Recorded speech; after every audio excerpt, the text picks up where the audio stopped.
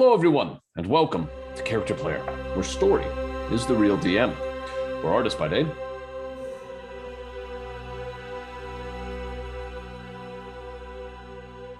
we're nerds by night.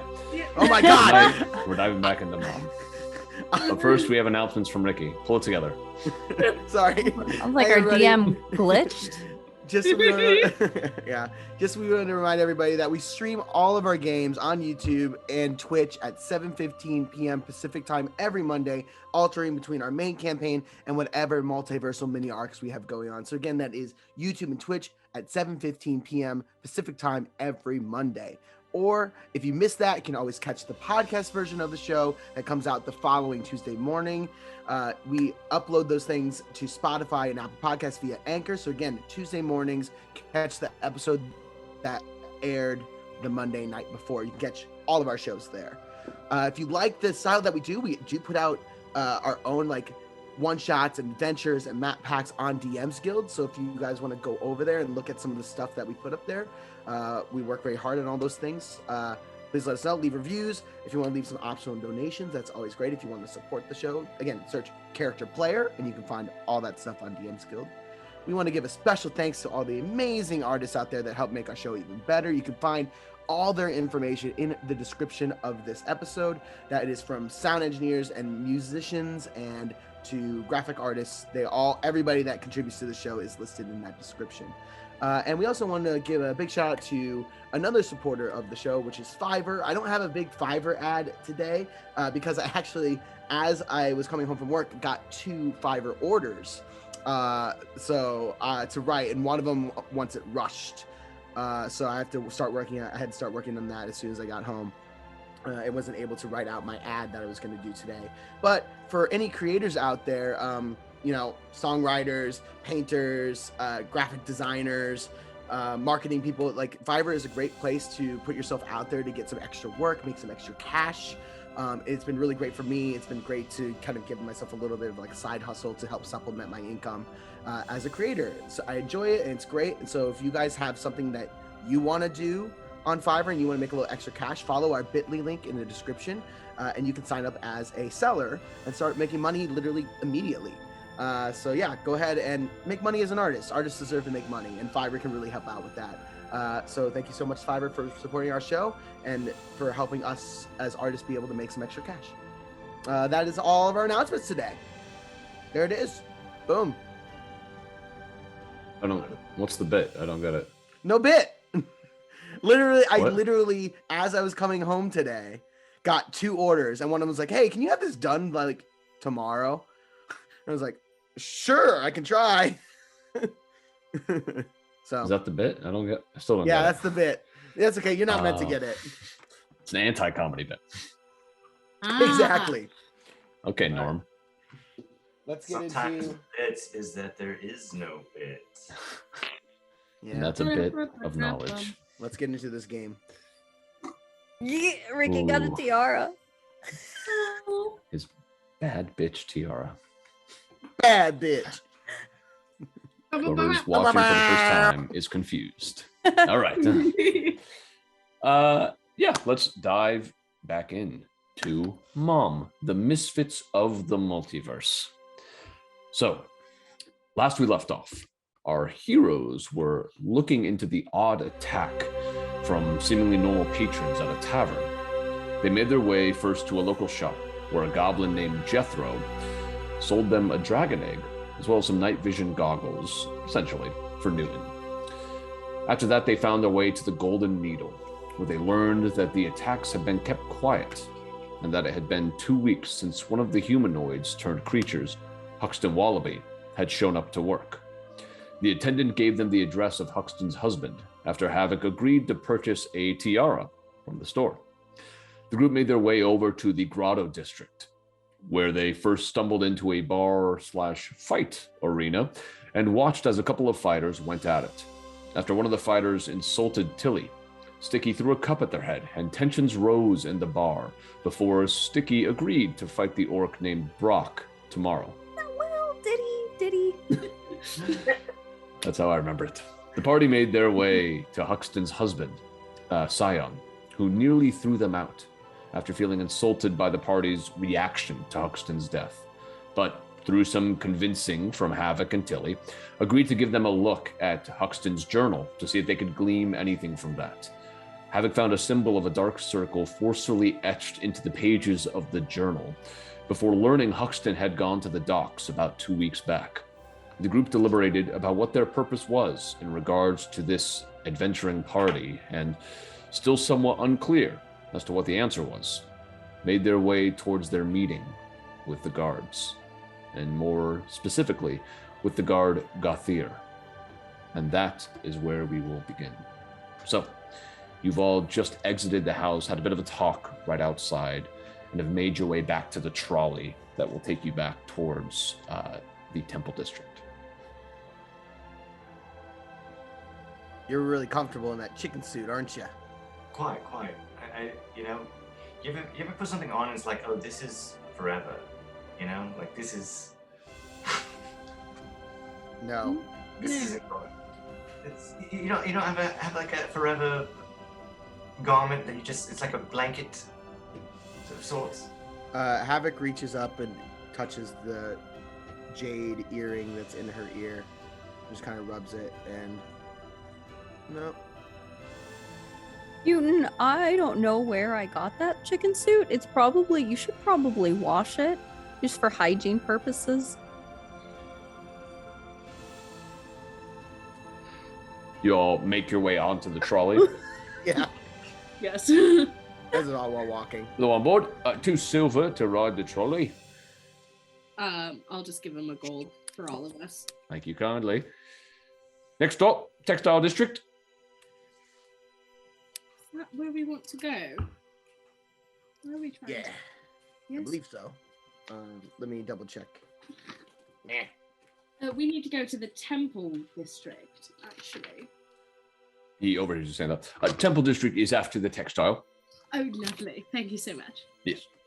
So the trolley starts making its way back along the waterways that show off the Grotto District. Again, looks a bit like Venice, Italy, as you're traveling through, and eventually you come back to that rise as the trolley raises up out of the water and begins cruising along the rails once again.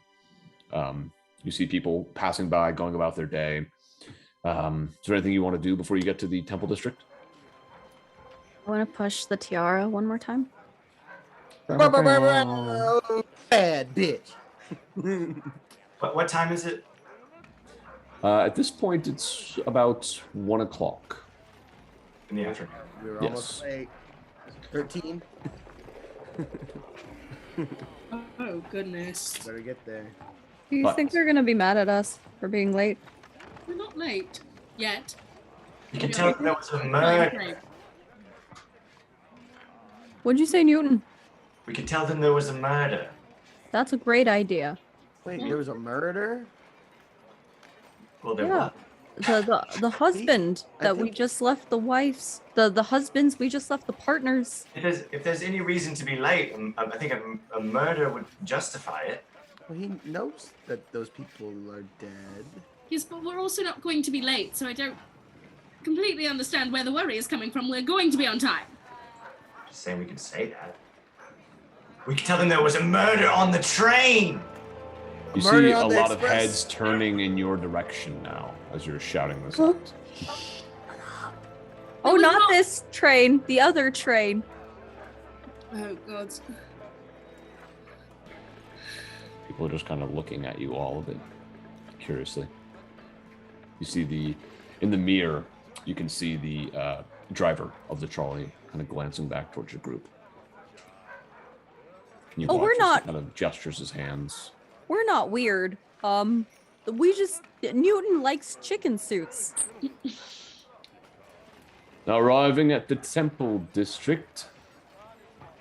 Is that us? That's our stop. Let's Yep. have a good day, everybody. You all hop off. And as you do, go ahead and make a perception check. Perception check. 17. 21. Ooh. That's like my best stat.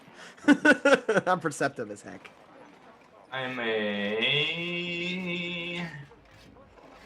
11. 21 as well. Okay. Everyone except Stiki notices 4 guards walking towards the trolley, and specifically towards your group. I think that the trolleyman might have alerted them to something, darlings. Well, you know what? It's cool because we have a meeting with them. They can escort us. Yes. Pardon me. Hello. Oh, Were you the individual shouting about a murder on the trolley? oh, No. it's a Murder. He looks over to the trolley driver, who looks back at him and nods. Oh, that murder! No. We were talking about the murder that happened yesterday. Was it yesterday? The one that we're on our way to a meeting about? Handcuff them. Whoa, As why? some of the We didn't do guards anything. come around We just... behind you. I'm sorry, dears. We actually have a meeting with Garwin at this hour. Garwin is a member of the Order. I'm going to clear this up really quick. You want to put this in notes, Ricky? Yeah. Garwin is the member of the Order of the Wrath that you guys met. No, Gothier. I had it the other way around. My notes, I have it that way. I don't know. Did you check? Yeah. Let's just My notes. let's just officially swap it then. Got it. We'll say Gothier is Again, I can be wrong, and then we'll get notes about that. But that's what I have in my notes. I think I Okay. took those right. So Okay. It's Bloodslinger. Blade Singer Wait, Gothier. Garwin. Garwin is the Order of the Wrath The one that meted us when we first got here. that met you. Yes. Yeah. Wait. So Gathir's the detective? He's the guard at the tavern. Okay. And Garwin is our annoying guy that pulled us over initially. Exactly. And who are these people?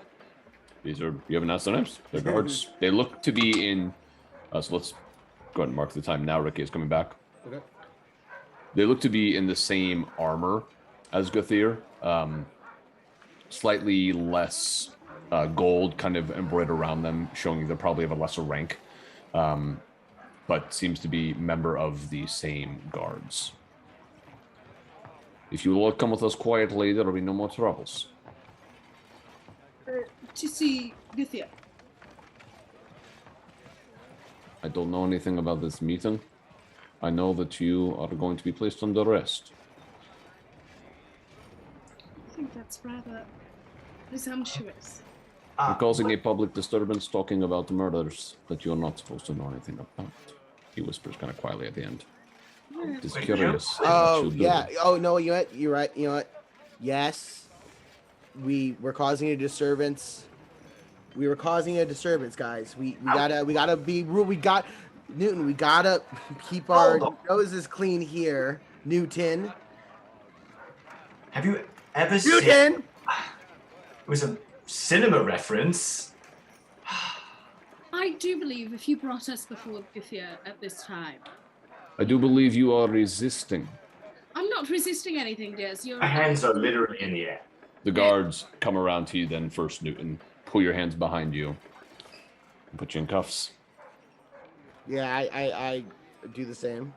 I Okay. will put my hands behind my back and just bring us to Githia. It'll all be cleared up. You'll be taken to processing. No, to Githia, please, dearest. Just Tilly, just give it a second, please. Make a persuasion no, or oh, intimidation check, Tilly. Yeah, we can't be late. That was the reason we were talking about everything. 22! Wally. Okay. Sticky, one of them approaches you with handcuffs. Oh, I don't know if those are gonna fit me. You'll make them work. Oh. He clasps them around himself, and these are a bit tight on you. He looks over towards you, Tilly, as you all begin to walk, and just says, I will inform Gothier, and we will see if he comes to you. Thank you so much. We are aiding in this situation that we were talking about rather loudly, and we apologize for making a disturbance. What would have been better than an apology is not making the disturbance in the first place. We are working on that as a group. Well, not long now. Begins walking you all. As we're walking, our general theory on things is ask for forgiveness, not for permission, kind of thing. That is not how it works. I in know, this and city. it gets us in a lot of trouble. Nice. Well, should it continue, the trouble you find yourself in might be a bit more severe than processing. No, absolutely understand. Absolutely, yep. Continues walking you along till eventually you get to a large building, kind of resembling some of the other governmental buildings that you've been in thus far in the city. Kind of Roman in architecture. He walks you inside, and you see a fair amount of guards, as well as on like the main desk in this building, written across, you see the wardens engraved into the stone. He brings you over to the left-hand side of the desk, and you walk past a couple people sitting behind the desk, helping out with some citizens that are talking about something you can't quite overhear. But he brings you to a side room and sits you all down. He takes your handcuffs off of one arm and attaches them to the chair. Says, "Wait here," and walks out of the room. Thank you.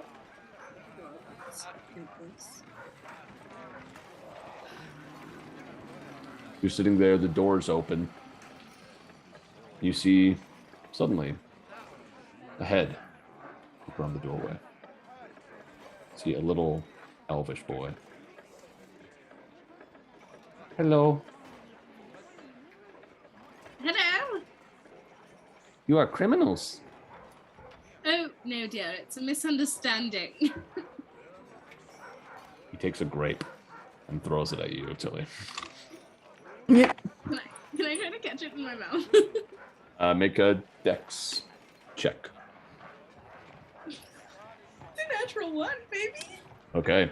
You go to catch it in your mouth. He rolled a 19. So you go to catch it in your mouth, and as you do, it pelts you right in the eye. You're like, ah! Very good shot, child. Criminals. And he throws one over towards you, Stiki. Oh, that's not a very nice thing to do. Does a 16 hit? Yeah. Okay. No, it does not. It does not. Okay. It hits off of your armor, but does no damage. It just bounces to the floor. Oh, that's Goes not to a throw very one over towards Havok. nice. Also a 16. Oh, that doesn't hit. So Havok, you see this coming, you just quickly move out of the way, and it hits against the wall and drops down. Dogs shouldn't eat grapes, kid. Who's dog? Not a dog. Who's a dog, chicken man? The giant dog and tiara, elf boy. That is a no, you offensive man. 15. Oh, Does the 15 hit you, Nick? Oh yeah. Okay. So as you say that and try to have a retort, the grape goes right into your mouth and then hits in the back of the throat. It's pretty good. You're get out of here, kid. And the kid runs off. And after a My moment, tiny child. you watch as Gothier enters the room. So, Hello. not very good at keeping a low profile, I see. bad bitch. It's anti-stealth tactics. Right. Nice. Sometimes to be stealthy, you have to not be stealthy. That doesn't sound real. Honestly, we were just being overzealous in our conversation about some of the things that we have learned throughout the day. Right. Well, the order of the head warden was to try to keep what occurred. No, yeah. And he closes the door behind him. What occurred last evening, a bit quiet. Yeah. So we would appreciate that. And frankly, it would be better if other people didn't know how much you foreknow. We're sorry.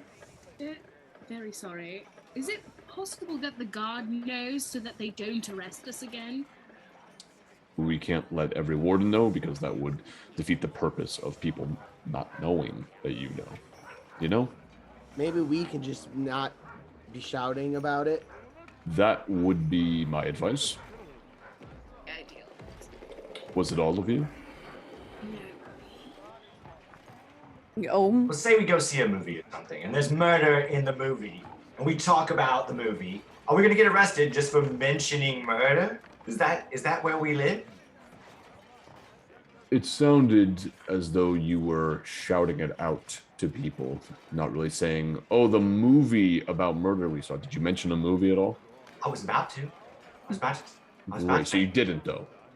I was about to reference a classic film while we were on the train. Right. I don't Listen, watch I'd a lot of like movies. to help you all. I appreciate what you did last night. But frankly, if this is going to be your behavior towards the case, then perhaps it's best if you just... No, but we do have more information, darling. Very well. But I'd love to get taken out of this thing. Of course. He walks over with the keys, unlocks them for you all, takes them back. We will work on our stealth tactics, I promise you that. But we think it has something to do with the docks. Do you have any information about the docks? What kind of information do you mean? I mean, we know that there's been some dealings with the Thieves Guild down at the docks. And we've been trying to crack down on that a bit more, but they're slippery. Is there anything other than that that's sketchy around there? I mean, it's a sketchy place. You know, this is probably the largest city in all of the multiverse. So we can only put so many guards out there, and that is unfortunately an area where we can't put quite as many. Why is that? Just the numbers. We don't have enough numbers to spread them everywhere.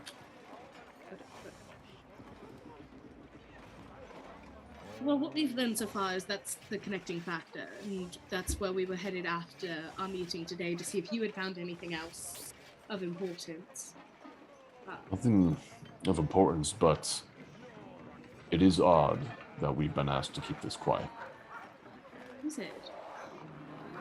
I mean, there's protocol at times to keep information from the public to try to make sure they're not frightened.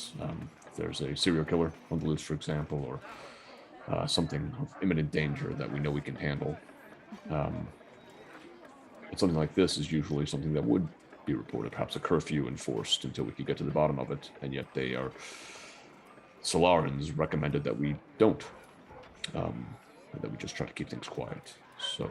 And they're the ones that usually typically are like have to do with like multiversal bleed and issues that Yes. have to do with, so they must think that it has something to do with other realities of some sort. Perhaps. That's interesting. If I recall correctly, you said that this happened across multiple districts. Is that correct? Or was it just one district? No, it was across multiple districts. There were at least 10 other reportings of individuals who turned. Though we're still sorting out who all of those people were. We don't have names for a lot of them. Was there any district that was left without turned? I can look into that. Not to my knowledge. Just to eliminate that as a connecting factor, I think that would be an excellent way of looking at the cross stat, I mean, what's It's scary to me good idea. is anybody that this happened to. If I don't know, like the ones that we all saw at the tavern, we took care of those three, but I don't know how you guys fared in other districts, like fighting them off or anything like that. But think about it, any escaped. We took out some of our guards. From what I gathered when I fought one, it seemed as though they weren't tactful. Very much just attacking.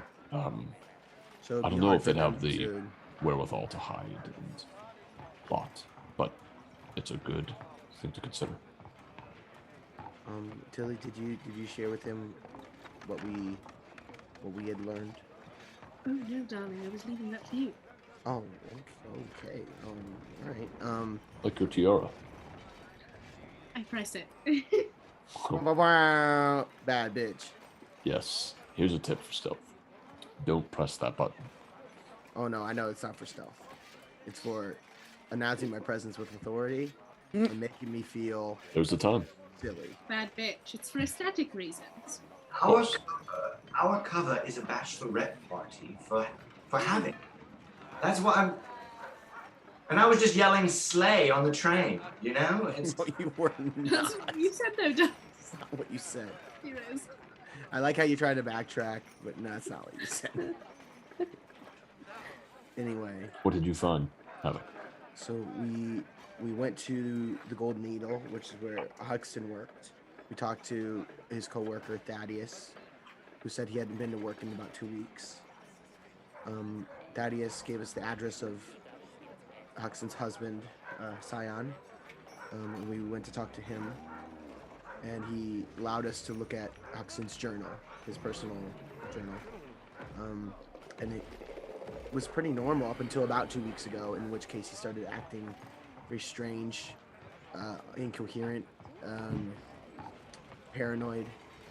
And then the last entry is he just said, looked like obsessively like drawn and like scribbled a dark circle into the last few pages, to where it was like he was tearing through the paper.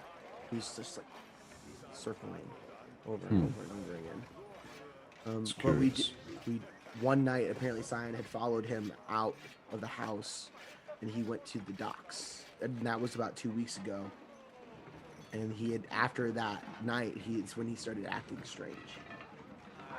It seems like everything is converging at the docks. Yeah, and one of the Thraxus, one of the other victims from the tavern that we were at, also works at the docks. Oh, We were going to, after we met with you and see what you had learned, and maybe if you had other information, we were probably going to head that way. I think that's a smart move. I'm set to meet with some members of the Solarans to try to discuss some information that they have. So I'll relay whatever they tell me back to you, though I don't expect it will be much. They tend to be pretty tight-lipped. Well, they don't speak at all, so tight-minded. So have you guys found any other information, that, like any other small leads that we may have time to track down that you might not? Nothing of yet. I'll keep you posted on what we do find. Is there a place that we could... Oh, I'm afraid I can't. I didn't hear you there. You kind of like paused for a minute and then... Sorry. Sorry. I space out sometimes. Is there a place that we can, or a faster way we can share information with each other? That way we don't have to like keep like coming during your office hours, basically. Yes. He pulls out a pair of sending stones and hands one to you. These are connected to me, so you can use them to reach me. All right. Great. Thank you. We will definitely be in constant communication as far as anything we find out. I will say, the head warden mentioned that we were not to raise a panic about this in order to save order within the city. So, again, I must stress, speaking loudly about this, very open about your intentions, is not wise. I can keep some of my wardens in check, but if the Solarans find out that you're asking questions, that could prove to be beyond my ability to help you. Yeah, we need to maybe not step on everybody's toes. We have a tendency to do that. You- Can we at least have approval to continue our cover as a bachelorette party as we move through this? I feel like it's a great. I mean, how else can we explain the tiara? And I hit it. It's a very nice tiara. I don't think you need to have something to explain it other than it looks nice. But Yeah, if you think it's the best golden- method and you think that won't draw attention to you, which I disagree with, but if you think it won't draw attention to you to be acting loud and pressing that button often, then trust your judgment, I suppose.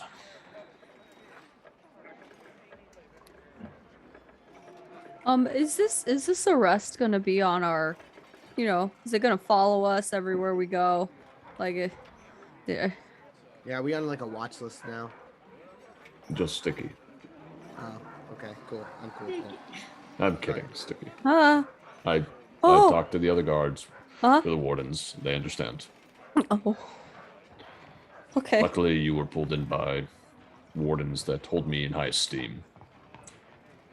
Not all wardens think that, though. That is helpful information. Is there anyone we should avoid? No one in particular. Just certain guards that I didn't train with or know that wouldn't just let something like this go because I ask. So don't pull the get the ear card with everybody. Like May not work. be in bigger trouble. That's not good. Could get me in some trouble. Yeah. Well, we don't want to get you in trouble. Never. Oh, no. Helpful and very kind. I do appreciate you looking into this matter. And if at any point it seems too dangerous, there's no shame in telling me you'd like to step away from the case. If you do help, I can get you a reward of some kind at least. Our driving permit, our interdimensional permit, Yes. that's what we'd like. I am Not to seeing be a member of the Order of the upfront. Breath after the Solarans. Dude, is there maybe, I don't know, like gold? Cause Newton's broke. That's exactly what I was thinking, actually, is we'll have a gold reward. Should you be able to get to the bottom of this, or even provide us with more information. That is cherry on top of helping. It's great. You're a noble adventuring party. I know you wouldn't accept our money, so hearing that is good. I didn't say that. I'm There's the I'd money. make you accept it anyway. We Not- would, humbly. That's not why we're doing it, but it's nice gesture. I understand. If you Well- have money to bet, darling, if you're a betting man, I don't know if you are. Tomorrow at the We got a hot tip for you. No. Newton has a show. He's gonna be performing his in his chicken suit. It's a one Huh. chicken show. That's interesting. What will you be performing? Oh,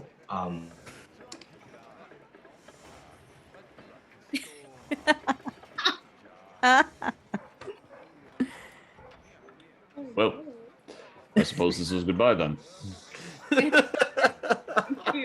yeah. Oh no! What? Wait, what did you say? we're back. Oh, you and members in your group, you seem to, I don't know if you know this, but occasionally you just pause and stop talking for a couple seconds, We're very mid-sentence. secretive. I'm going to be doing a lot of smack talk tomorrow to, Oh, amp up the crowd for the fight amongst Stiki and what was the other fella's name? Brock. Brock. Stiki and fight. Yeah, at the King's Chalice. The King's Chalice. Well, perhaps I'll try to take my lunch around that time so I can watch you fight, Stiki. Yeah, hot tip. Oh, thank you. I don't know if I'm even gonna show up. I might be too hungover tomorrow. That tends to be an issue. Wait, Oh, you I have mean, full- if you have made full an control agreement over with the that. King's Chalice, then if you don't show up, it'll come find you. Okay. Good to know. Thank you. Thank you very much, Kithia. We will see you maybe later today. I don't know. It depends on what we find out. It depends on what you find out. Very Goodbye. true. Goodbye. And you all exit, starting to make your way back out. The guard who apprehended you just kind of looks in your direction, nods at you, token of apology. in your direction. We will graciously nod back and Pause. Ricky, can you go ahead and pause so I can start this stream? Mm-hmm.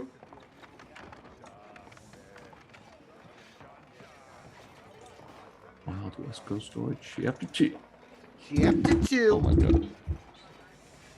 That's the one with all the gifts.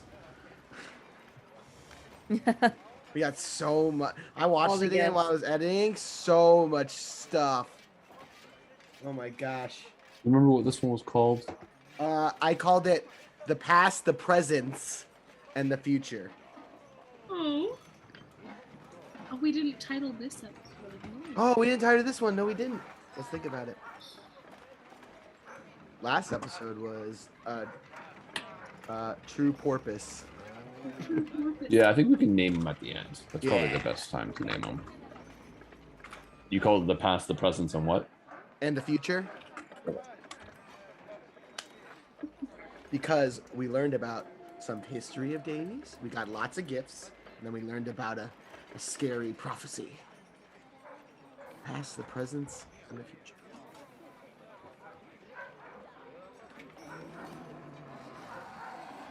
Man, I love that character. What character? I love Clash. It's fun. He's fun. Maybe I'll bring him into Multiverse. I love him so much. All right, so we're live over there. I think I fucked up the start of the stream, but it's good now. Okay. So let me know when you got it marked, Ricky, and we'll jump back in. I got him. All right, so you all exit back into the Temple District. Again, you see people going about their day. At this point, it's around 14 o'clock or 2 o'clock. What are you all doing? Do we want to take like a lunch break? See, but if we take a lunch break, we might get too drunk to handle the rest of our day. What, are we not able to control ourselves? Okay, you know what? I take that back. Probably not. It's your bachelorette party, Havok. Whatever you want to do. Passerby says, "Oh, bachelorette. Who's the lucky person?" This one right here. I hit the button. Bad Lovely, bitch. lovely. Who you marrying? Why? It's a question you ask. I don't know. I'm marrying a very lovely woman named... What's her name, Tilly? What? Cassandra. Cassandra. Yeah, I'm marrying a very lovely woman named Cassandra. And, Yes, That's so. amazing. What are 3 things you love most about her? well, I love that she is so kind. She will literally give you the shirt off her back.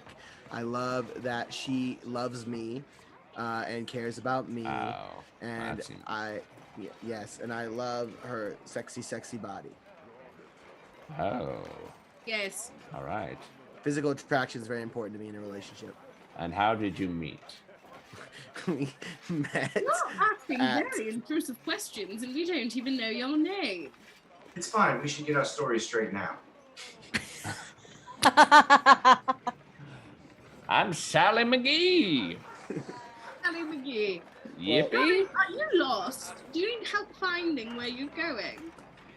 No, what are you implying? Nothing, that we're on our way, and you're just a very delightful person to have a conversation with, but we would like I don't think that is what you're implying. I think you're being kind of rude and passive aggressive. If you want me to walk away, just say it. I would love for that to happen. Great. Have a great Have day. no, you don't. I don't want you to have a good day. You, though, dear, you have a great day. Happy bachelorette party. Thank you. You should be more direct with people. And she walks away. I would love for you to walk away so that we can enjoy the rest of our bachelorette party. Have a great day. She was about 10 feet away by the time you said that.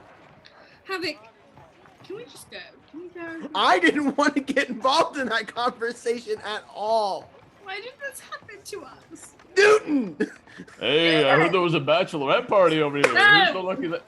You know what? Thank you so much for your gratitude. But today we are celebrating just the 4 of us. Thank you so much. Okay, we're just gonna offer her free lunch, but never mind. No, Walks we're away. not very hungry actually. Well, so have a great day. Okay. And Tilly starts like fanning her pits because she's so nervous. Tilly, we might get free things if we let Havok talk about her marriage. Again, I really, guys, look, I really want to stress that I don't want any of this attention at all. Honey, if you don't want to get married, sorry, I couldn't help it over here. If you don't want to get married, you just need to be honest with that person. I didn't say I didn't want to get married. I Yeah, said I don't want this Cassandra's a attention. really nice lady. You have to be upfront with her. That's right. Better to get it out of the way now. You know, it's gonna hurt regardless, but if you let it linger, it'll hurt a lot worse. You just called me Ricky? No, I don't. I don't believe I did. Anyway, A, didn't say I didn't want to get married. B, I said I don't like this attention that it's bringing on to me right now. Just because someone's getting married doesn't mean they have to have all this attention on them. This is too much for me. I'm not that person. Havok's very shy, and she's so sorry. I understand. Yeah, no, I'm a shy person too. Yeah, we forced her into celebrating. Oh, I thought you were gonna say forced her into marriage. I was gonna be like, oh no, that's not good. Oh no, no, This Cassandra's lovely. This celebration's more for them than it is for me. Well, Yeah, Havok's only marrying her because he likes her body. She likes her body. Oh. No, there are 3 things I like about her. First is that she's got a big heart. Second is that she loves me, and third is her sexy, sexy body. What about just her as a person? You know what she believes in. Oh, that's what. Oh, I'm saying she's got a big heart, and she's a wonderful person. I love that about her. That's the first thing I love about her. Hey, I'm not doing anything right now. Do you all want to talk about this for like an hour? I just said I really don't want the attention. Yeah, sorry. Sorry. I'll get out of here. Walks away. Thank you. Newton casts Minor Illusion, kind of like slightly back onto Havok's back. Okay. Like big frilly letters on Havok's back, and it says, "Buy the bride a drink," and it has like a Venmo account number and like which whatever that is for us that we would be allowed to do that. Okay. Oh my God. That's great. Not great. It does only last a minute, just so you know. Oh, okay. I'll walk behind. You're just gonna keep recasting it every minute.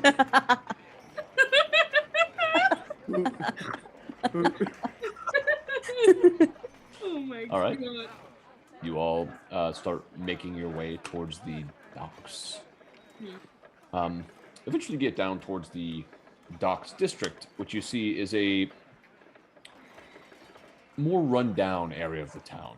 A lot of houses stacked on top of each other. The streets are a bit tighter, more packed. And you just see, looks to be some different people that might be up to no good as you're walking around. We're in a bad neighborhood. Maybe we should hide the tiara. Well, it wasn't that expensive. No, but it Well, looks expensive. Just to be clear, I think you're skewed on what regular people have as money. to be rich in D&D means you spend 2 gold a day. That's rich. This was 25 gold. This is like More a than month's a lot of people worth. make in their life. Yeah, for a rich person, this is a month's worth of. Oh, You do Yeah. notice some people looking over in your group's direction. If they knew what it did, they I didn't know what it did, and I didn't want it. Do we have a bag?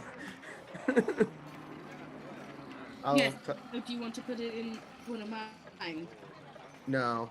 Everyone I'll hold make a it. perception check. Yeah, I'll hold it. Dirty 20. 22. well. Okay.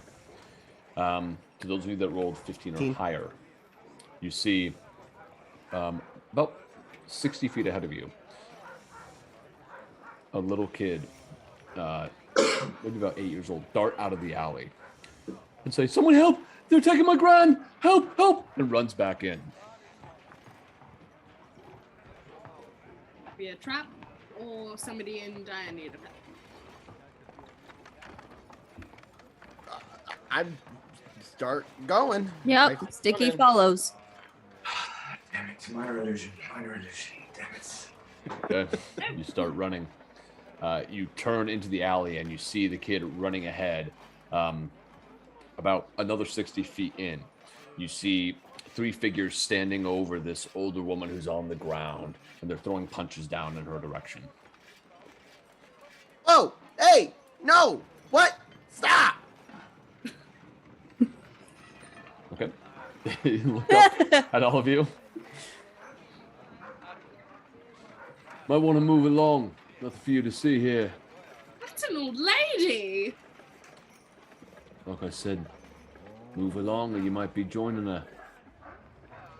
You don't know who we are. I don't think I care. Do you think we care, Gran? And with that, the old lady stands up, and you see, as she pulls off the hood, that it's actually a human male with a long, scraggly beard who holds out a crossbow towards your group. I told you. Oldest trick in the book. You look behind you as you watch 2 other figures walking down the alley towards you all. Now, listen. I'm not a bad guy. Just need some gold. So I'm thinking you all look pretty rich. Why don't we say 30 gold, and we'll let you go. See, the thing about that is that we're pretty broke because Newton here likes to gamble our gold away. No, that's not at all. We lost all of our gold, Newton, and it's all your fault. I don't know. I mean, one of our scouts saw that you had a pretty nice tiara. To be pricey. Or our bad bitch tiara? No, that thing. It's worth 100 gold, darling. Of course we can't part with that. Can we You see not them all tell look them at each how other. much it costs? I think that would cover the cost of letting you all out here alive. Is that a No, promise? please don't take my tiara. Make a deception check, Havok. Oh, God.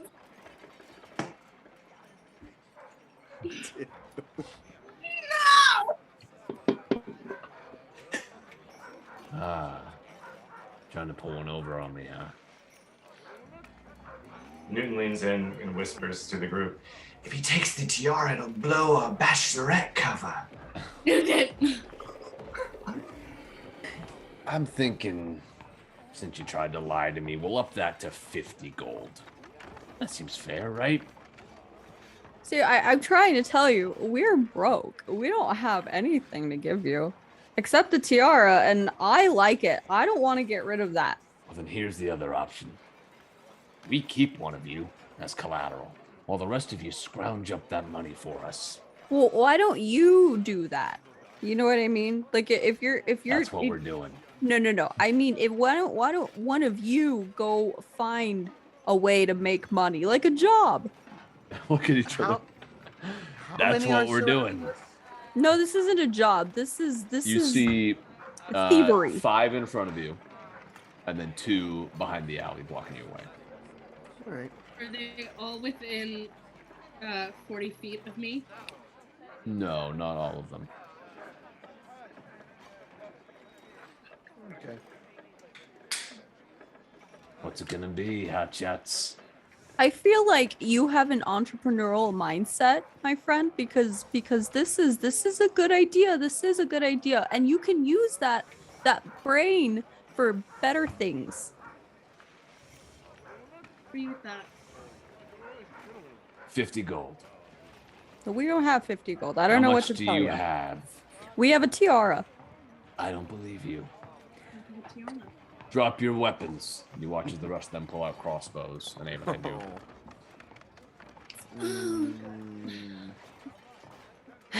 Here's the thing. Yes. We're kind of feisty. How are you? Very. So are we. What? What's that? I would like to try to intimidate you. Make an intimidation check. Newton's got good intimidation. Newton! He's very charismatic. I believe in Newton. I do too. We might fuck you up. In the chicken suit. We might cluck you up.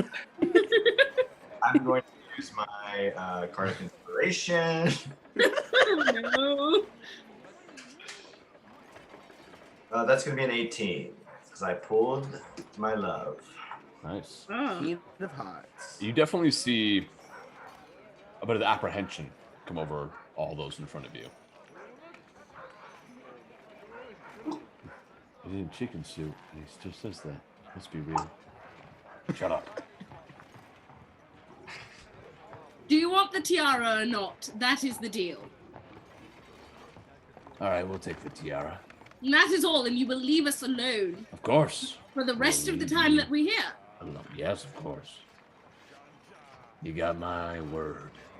I don't know if that's a good... Insight check. Okay. That's a dirty 20. Okay.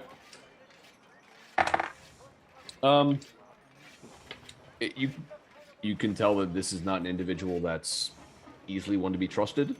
Does seem, as the leader of this group, that he has some form of honor amongst thieves type of thing. So there's nothing in the way he delivers it to you that says he's lying, but you still feel like you don't know if you can fully trust him to just never come after you all again. Yeah. You know what, dearest? If you do leave us alone, I can give you a piece of advice on who to steal from. Well, that's interesting. Not people who walk around in the daytime in chicken suits. I gotta be honest, the chicken suit is one of the things that sealed it for us. Well, that is obviously a rouge. Darling. A ruse? Yes. Sounded like you said rouge. Sorry. Oh, a ruse. The chicken suit is a ruse. Yes. Okay. It's a very obvious red herring. Looks like a chicken to me, but... That's not... Look, guys. I'm gonna try and lean back and whisper to Stiki. Just be like, I don't know how I feel about just like letting these guys go and steal from more people. You know, that's exactly what I was thinking. Should we kill them? Maybe. But if we kill them, that's what we're keeping in their profile. I can't hear what you're saying, but I see that you're all whispering to each other. Yes, we're discussing what we'd like to do with you. He whistles, and as he does, you watch as two figures on each rooftop come by with crossbows looking down at you. Oh, wow, you have a big family. A lot of mouths to feed, and not a lot of help from those in charge, so the tiara will do. Havok, I'm so sorry that they're ruining your bachelorette party. But you're gonna have a really good story to tell Cassandra when you get back home. It's a bachelorette party? I don't know about this, boss. Shut up. Yeah, Havok's getting married in a few days, and she has to go home and tell Cassandra that Newton gambled all of their gold away. All of their gold is gone. That's the believable story, Newton. Let's be honest. Well, that sounds like a Newton problem. It's not a Newton problem. Well, no, not really, because Newton gambled all of Havok's gold away, didn't you, Newton? Yes. Again, sounds like a problem you have with Newton. I don't know what this has to do with the tiara Well, you're gonna give me. You're stealing from poor people. Doesn't that make you feel bad? Please, Not when I have mouths to feed, no. I have a problem, and it shouldn't be on them because of my problem. And that was the tiara that Havok was gonna wear in the wedding. Oh. Shut up. Our, Make a persuasion check, Newton.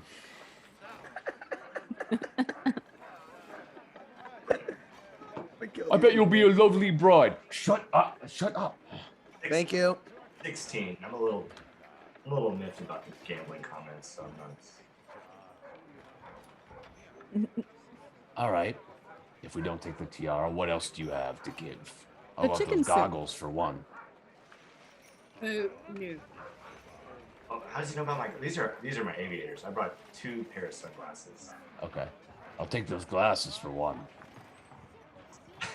Well, I would rather give you my other glasses. I'll take both of them. I mean, if we're not getting the tiara, then 2 sets of glasses might get us something. Might I ask you a personal question? Yeah. How much does it cost to feed all of these people? To feed them well? That's a tough thing, actually. You know, we get one goal, we might have to stretch it out.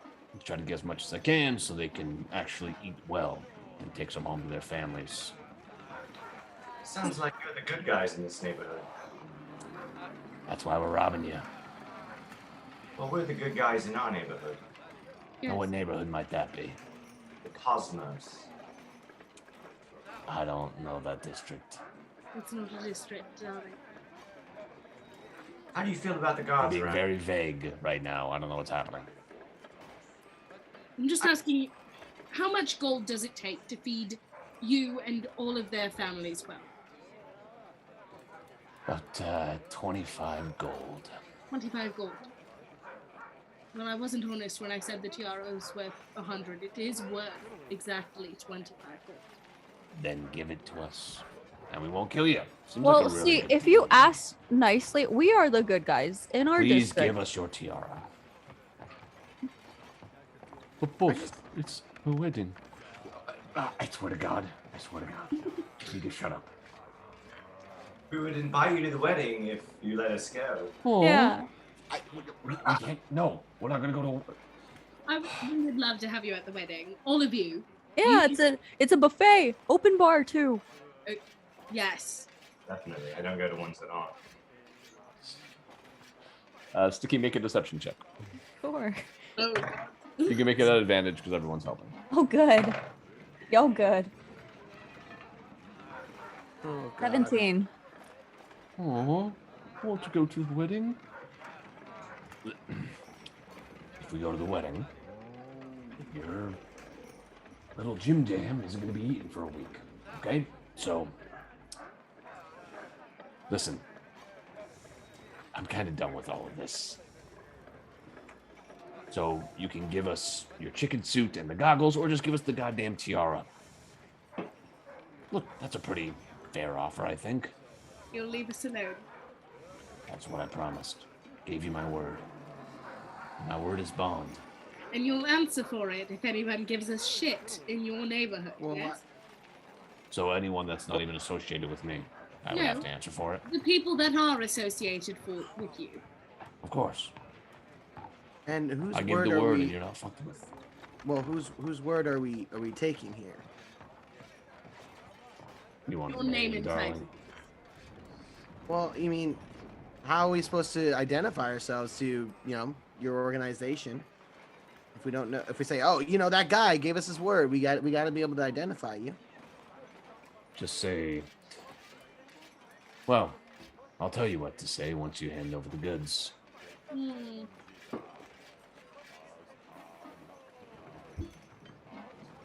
Hold on a second. Havok, I don't want their families to go hungry, it would be nice if we just Hold on a second. I need to check something. Let's see how many they You know what's a really good business plan is dressing up and then performing in the streets of the wealthy streets and then making gold that way. I'll tell you. You want I'll us to tell go begging to the wealthy? That No, keep I didn't us say in this begging, I spot? said performing. Oh, putting on a little show for them. Yes, Yeah. the same people that put their boots on our throat. We should go do a little dance and song for them. Yeah. Darling, their Fuck boots off. are on everyone's throat. Take their money where you can get it. Exactly. We do. And then, But not by being their dancing fools. Okay, and then while some of you are performing, the others could be going around and pickpocketing the wealthy people. We have our way of stealing from the rich, and it doesn't involve degrading ourselves. I wouldn't say degrading. The feeding yourselves. I think that's. Look, guys, we're not from here, and the morality and social structure of this place is not really our concern. I reach into my pocket, and I'll pull out 25 gold, and I'm saying, I'm keeping the tiara. Bad bitch. 25 gold. Well, you certainly are a bad bitch. Who am I giving my money to? And all of you, I don't want any of you to starve, but like, I don't like the idea that you just kill people who won't pay you. I don't like that. But again, like I said, it's not my place. Most people just pay up. Well, there you go. You four are different. Not many people are brave with a crossbow pointed at their necks. They just give us whatever we want. But, yeah, if one of my fellows stops you, you can just say, you're under the protection of the Alley King. That's a cool name. Okay. King of the Alley works as well. We should open up a bar called the Alley King, and it's like a jazz piano time. That does sound delightful. That's a great idea. We go into that bar, especially if there was fighting. Yes. I will help. I will be your first fighter. Oh, Stiki. maybe you could have your wedding reception there. Yeah. You know what? Maybe you could. Start a whole business. Listen. Thank you, Mr. Alec. Disseminate the word. The bitch with the tiara. Bad bitch. She's bad bitch with the tiara. She's good. You don't understand how lucky you are. It's my word will, of course, keep my individuals at bay, but there's other gangs around this part that, well, they won't fuck with you once they know you're under my protection. That's good to hear. We really are people that want to help people.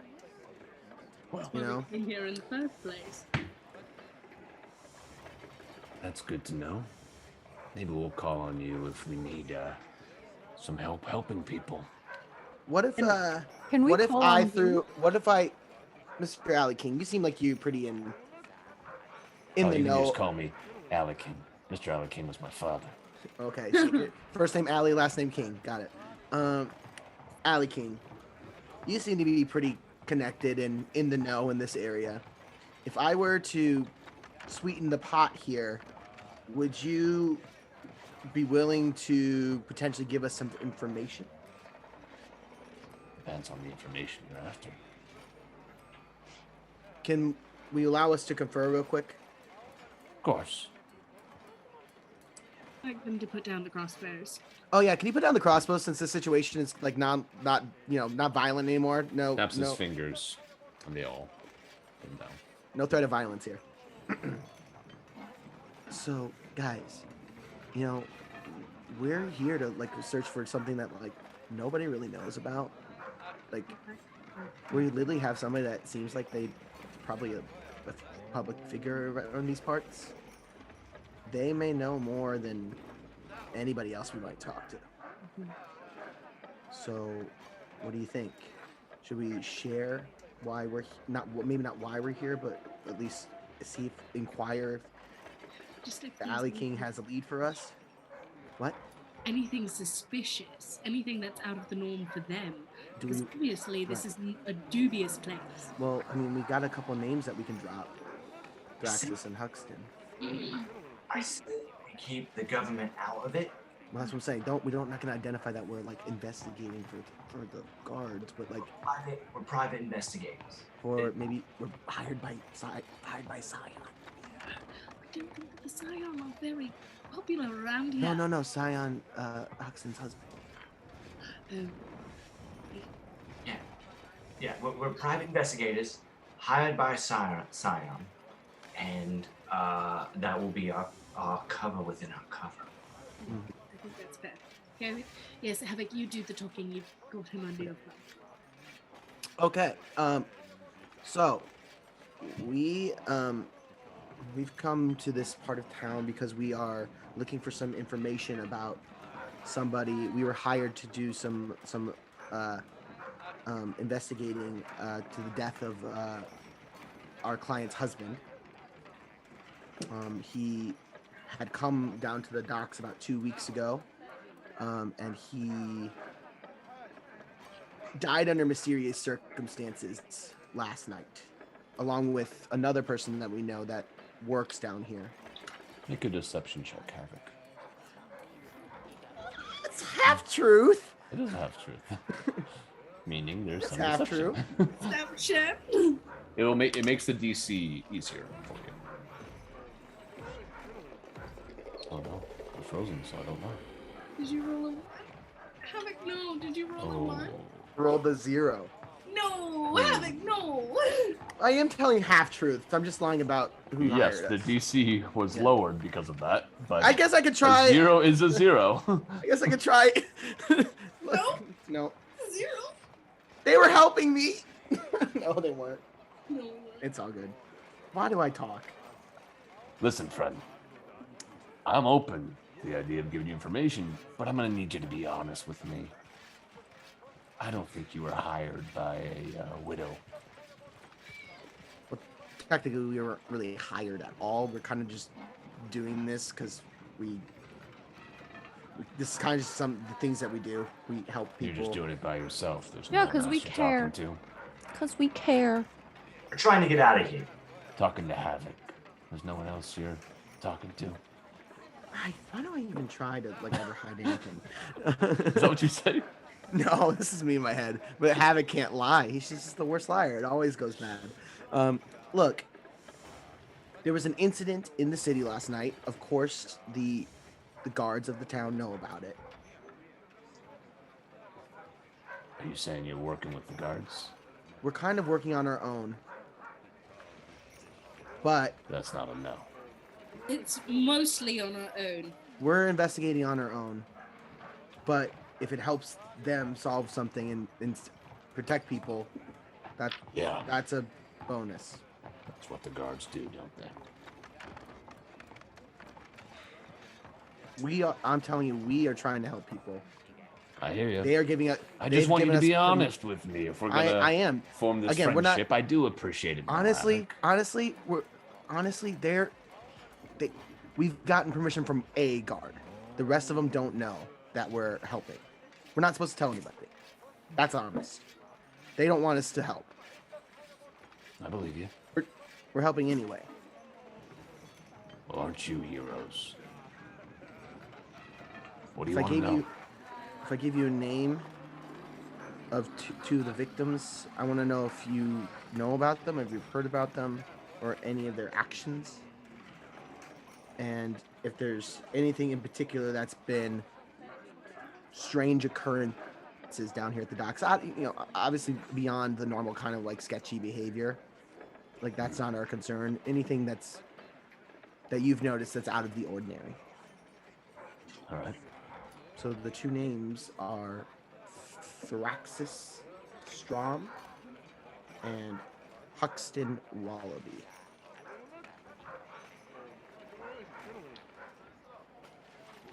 When were they here?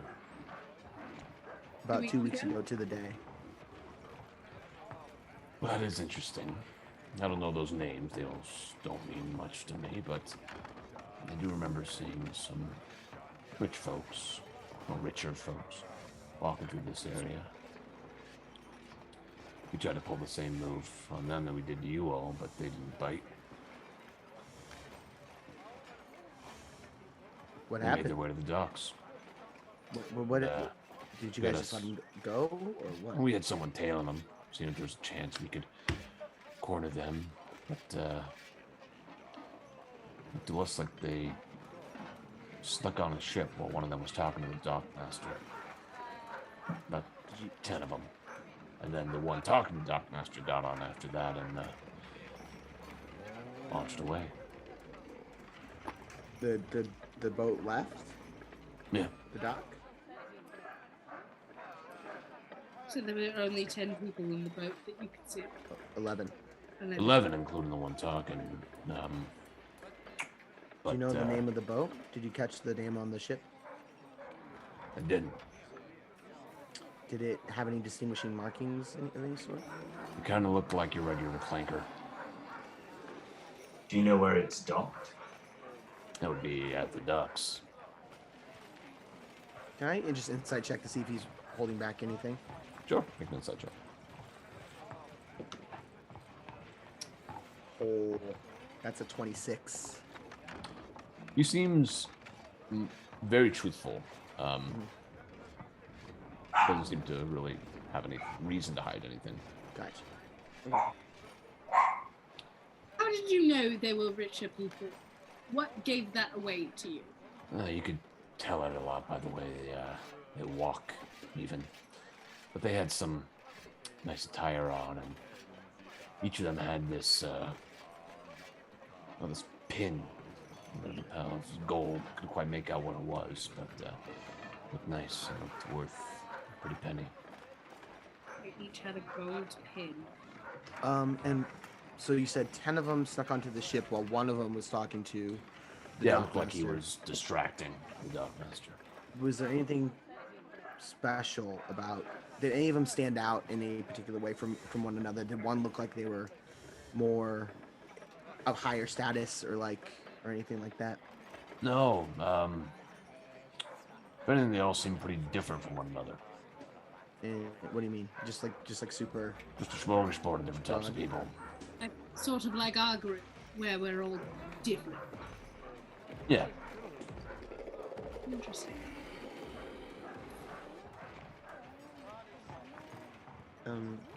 Thank you. Is that just again? We're just not.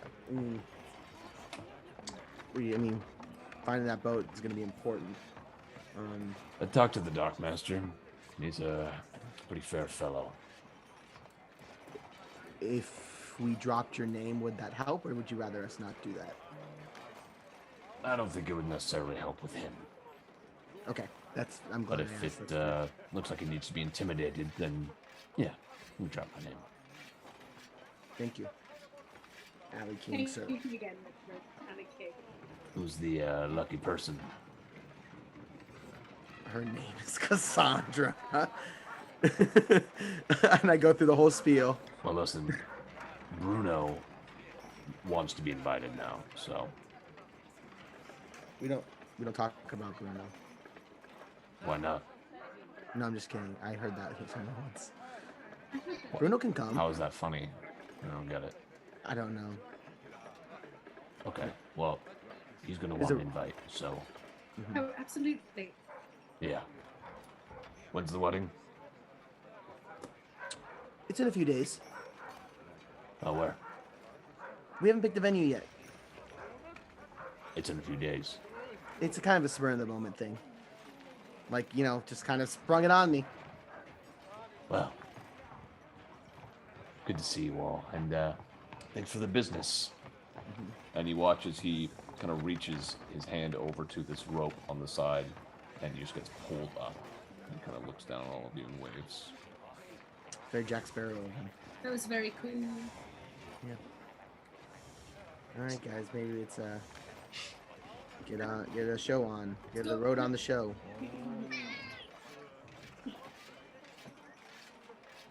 Cat in the Alley alley. Cat just from his Yeah. house.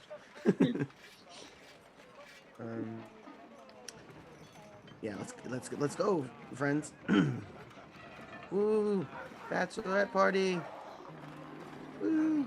Havok, now you have to get married. Because we have to invite Bruno. I turn over to Stiki and I kind of pull him down a little bit closer because he's a little bit taller than me. You don't think I know that? I don't like. Okay.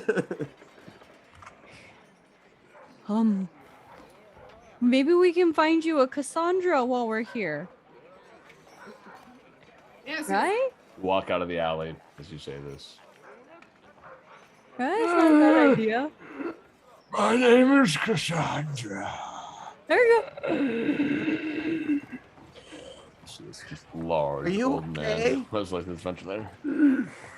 You sell encyclopedias, Cassandra. What? Do you sell encyclopedias? No. Well, not gonna work. He walks along. Wait, I'll just give him a quick resistance. So hopefully his next Seth save. Add that on there. Don't die. All right. You all continue making your way through the streets, finding your way towards the large dock area. And as you get there, you don't really know what to expect from this spot. The area that your ship had been pulled in was in a different area of the city. But these docks, you see open water spread out and away. And you watch as one ship is actually sailing on the water away to a point where it stops and just starts flying off into the expanse of space out beyond. That's really pretty. Hey guys, before we go up to the talk to the Dark Master here, does anyone else think it's weird that there were 10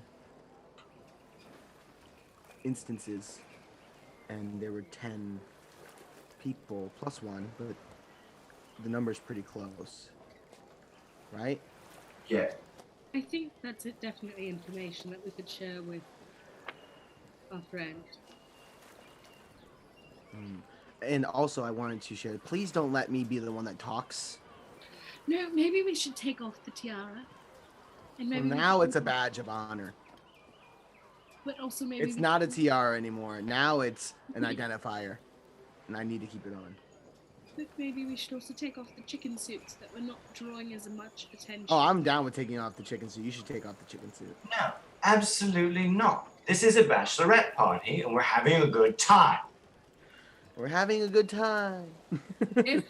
If Havok takes off the tiara, will you take off the chicken suit so that we are more conspicuous instead of being very obvious? No deal. Fine.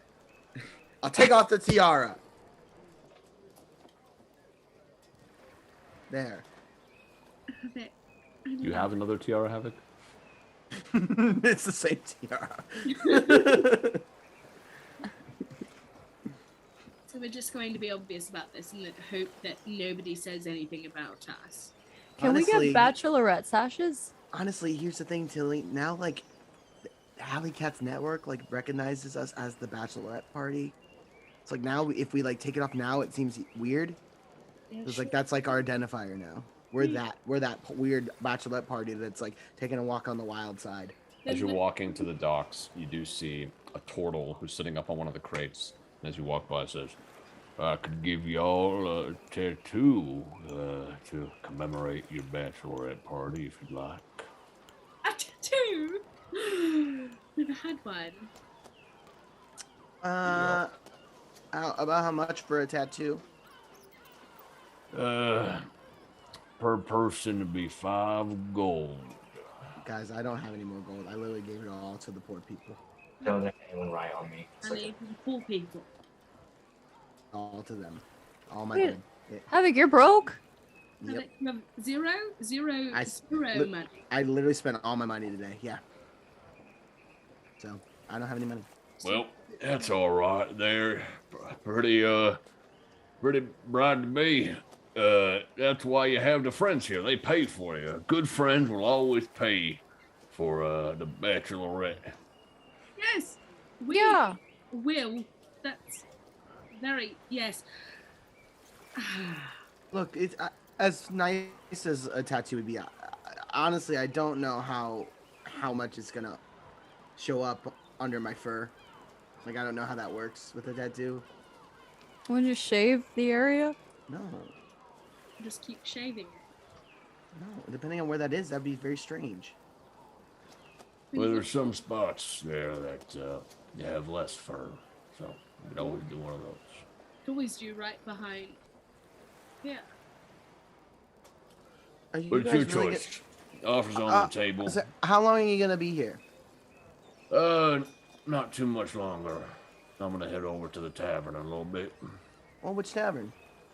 The Sea Witch's Cup. You know, maybe we'll stop by there. We're kind of on some business. All right. Thank you. We need to find you. What do we call you? My name is Gar. Go. Or you can call me Gar. Familiar already. Love it. Thank you, Gar. Yes, thank you, Gar. What are your names? Well, I'm Havok. All right. But what can I call you? You can call me the Bride. All right, the Bride. Getting married. I'm Stiki, What can I call you? the best man. The best man. All right. You can call me the maid of honor. The maid of honor. And what can I call you? That's what you can call me, dear. That's what you can call me. I'm Newton. And what can I call you? The X Factor. The X Factor. That's a cool one. All right. Maybe I'll see you over there. Indeed, Gar. Good to see you. Thank you, Gar. Nice guy. Nice guy. Havok, you should get a tattoo. Guys, again, this is a lot of like, let's really commit to this thing, and you guys are really throwing a lot at me, and I'm honestly starting to get a little bit overwhelmed and self-conscious about it. But we're celebrating you. As you say that, you see standing by one of the ships a large furbolg with a peg leg and an eye patch. This long, scraggly beard. He's wearing like a black cloak, black hat. And you see him talking with a half-orc. He's saying, "Oh, come on, Dogmaster, I just need to leave today." And he says, "Sorry, my boy, but unfortunately, we don't have the space for you. Unless you got something to sweeten the deal with, I don't." Fine. And the half-orc walks away. Some other time, then. You see this. I think that's the guy. Him. I don't want to be the talker. Hello, dearest. Hello? How do you fare today? I fare very well indeed. And who are you? Oh, well, my nice name tiara. dear, and I offer my hand as so. My name is Tilly. Yeah, Tilly. Lovely to meet a lovely lass like ya. Thank you, dear. I was wondering, do you have some time for some inquiries? Inquiries? I don't know the meaning of the word. Questions. What? Ideas. Now you're just saying things. What are you talking about, lass? I was wondering, you've been around for a while, yes? Oh, does my age show that much? No, your wisdom does. Ah, Chaba. I've been around a bit. Oh, yes. So you've been around for at least the last 2 weeks then, as the Dockmaster, is that correct? Been around for the last 50 years as the Dockmaster. Last 50 years? That's right. An incredible amount of time. Very admirable, if you do ask me. I didn't. Well, I gave you my opinion anyway. Do you have a private quarters where we could speak business? I do have some charters I had in mind. Some charters, eh? Sure, what if we step into my office? And he kind of walks you to this 2-story building that looks a bit worse for wear. Guides you inside. As he opens the door, a rat scurries across the floor. And he kind of walks you to the back office. And he leads you inside where he has this large steering wheel up on the back wall. You see a little ship in a bottle on his desk, lots of maps and star charts that he kind of pushes to the side. There's only 2 seats on the other side of the desk, a bit tattered. He says, please, take a seat, take a seat. Thank you. Newton, sit down. Darling, my name is Tilly, and we are an adventuring party who likes to... Oh, lovely. What's your adventuring party name? I always love hearing this. Mom. All right. Yes. But I had some questions for you, as it seems that you are very accomplished in your traveling as well, from what I can see of your charts. I'm a dockmaster. I help others with their traveling. Occasionally I go out, but mostly I'm helping others. And you know what? That is what we are trying to do as well. So Trying to chart the stars for them? No. You're going to put me out of business. It's very funny. No, we're trying to help others. Was it really funny? Yes, it was actually. I thought it was very Kind of funny. starts writing in a little notebook. Good. Oh, dearest, are you a comedian as well? I like to keep a note on the jokes that work. Well, that one works because we... anyway, doesn't matter why it worked. It was very funny in the moment. Over the last 2 weeks, I was wondering, have you noticed anyone in need of anything? Don't know what you mean. In need of anything? Anyone asking intrusive questions or gallivanting around like they were bigger than their britches or anything suspicious or frightful? You're using a lot of words that I don't understand.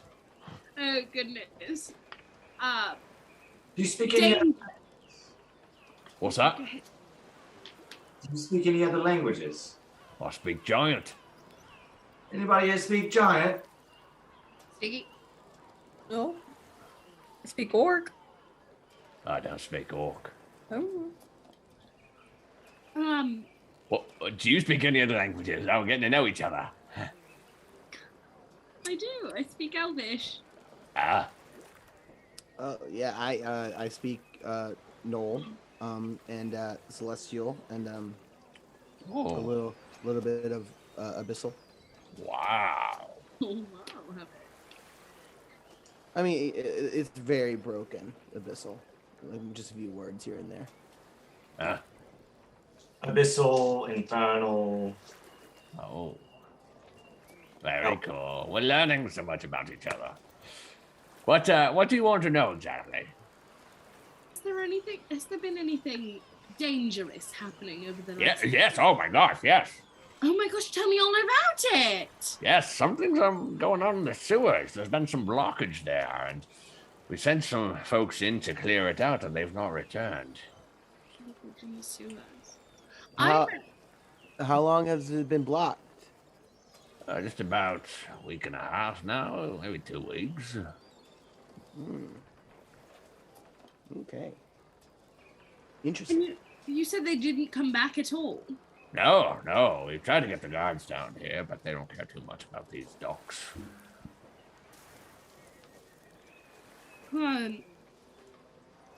Approximately 2 weeks ago, do you remember this group of about 10 or 11 people that went onto a ship? Oh, that's private information, I'm afraid. But darling, we're just trying to help. I don't know what you're trying to help with. Seeing if there's any... Do you want to help with the sewer?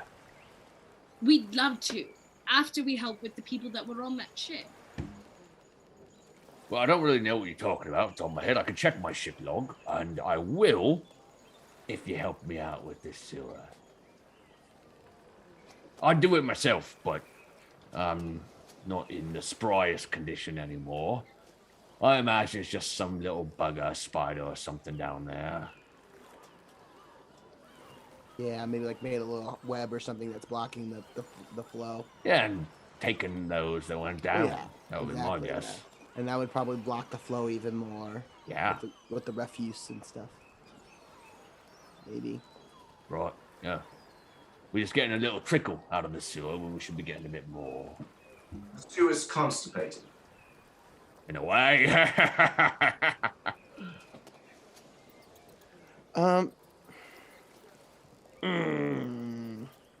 You're constipated, sounds like. See what I did there? You know, guys. I do have some pills. Do you want some?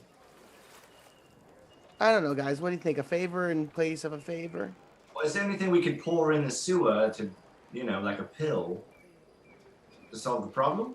Well, I think if we poured something down there, like some hot water or something that would destroy the web, it wouldn't necessarily destroy the spider. Again, I don't know it's a spider. That's just my guess. We've had that happen before.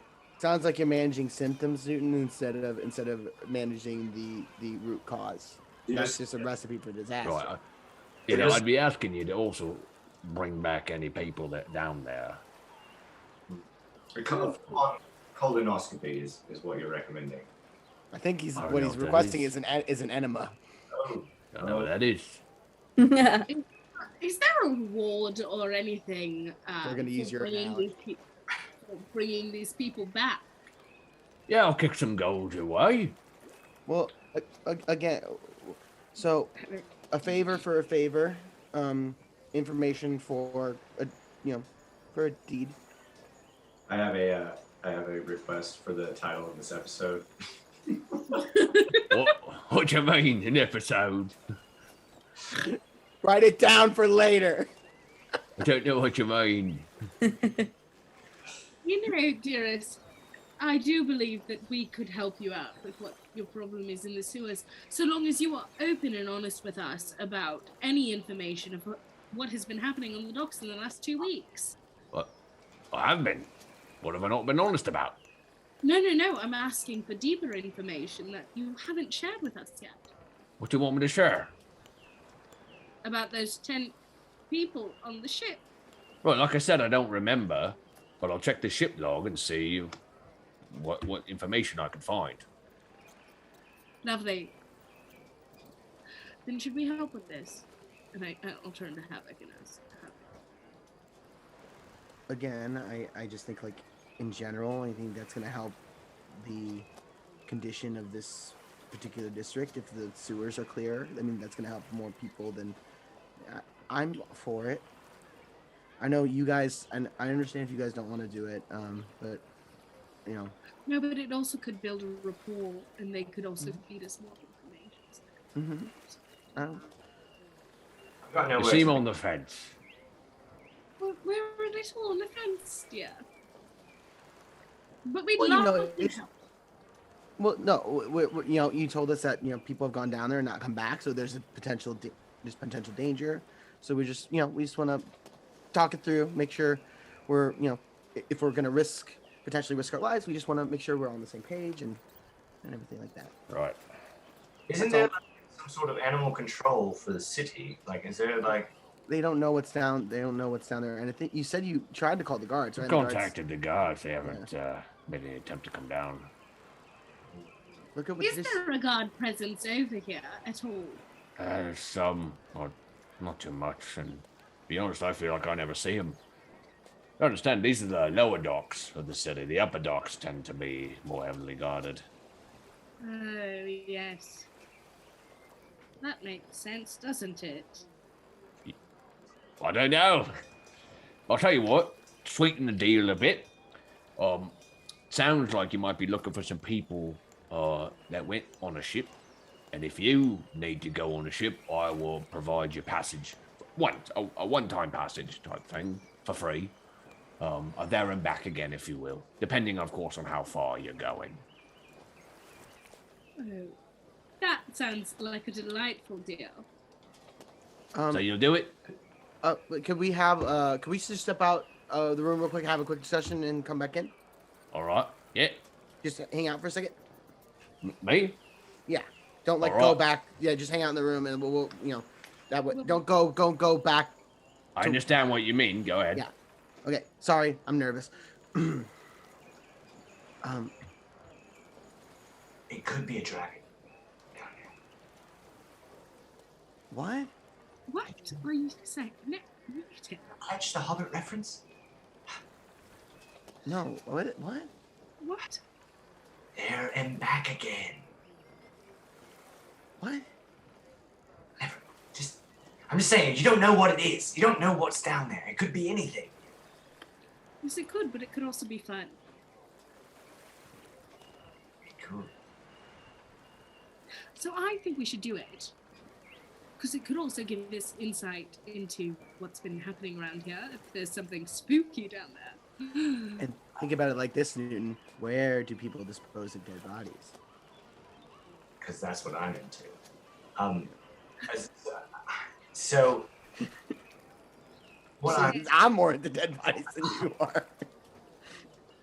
I have nowhere to be until tomorrow for Stiki's fight. So, Right. So whatever you want to do, it's your bachelorette party. Let's go fight a spider for Havok's bachelorette party. Well, Stiki, what do you think? Yeah, that bachelorette party sounds good to me. Okay, we don't know it's a spider.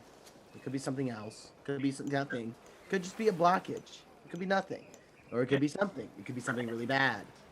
I just want to make sure that we're do we think that this is actually worth risking and potentially getting hurt, or do we think we just want to sneak in and steal the fucking log? Oh, that was an option. No, because we're trying to be helpful. He seems like a nice guy.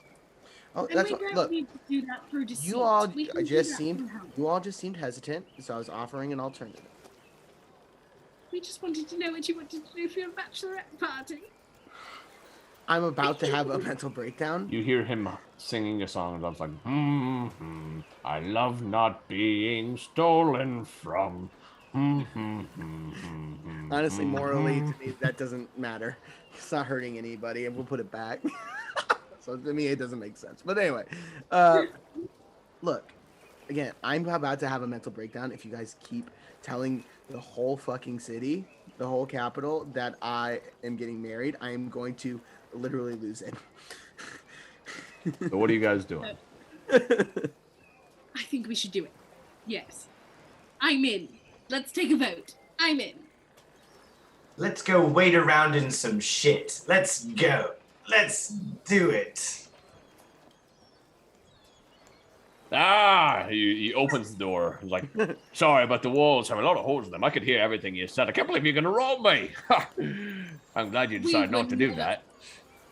Right. Follow me. I'll show you where the sewer entrance is. Is it robbing if we put it back? Yeah, I think so, because you weren't honest with me at all. We were honest with you. We didn't lie to you completely. Right this way. Walks you a bit away from the office to this large sewer grate in the ground. Right, so this is where we went sending people in.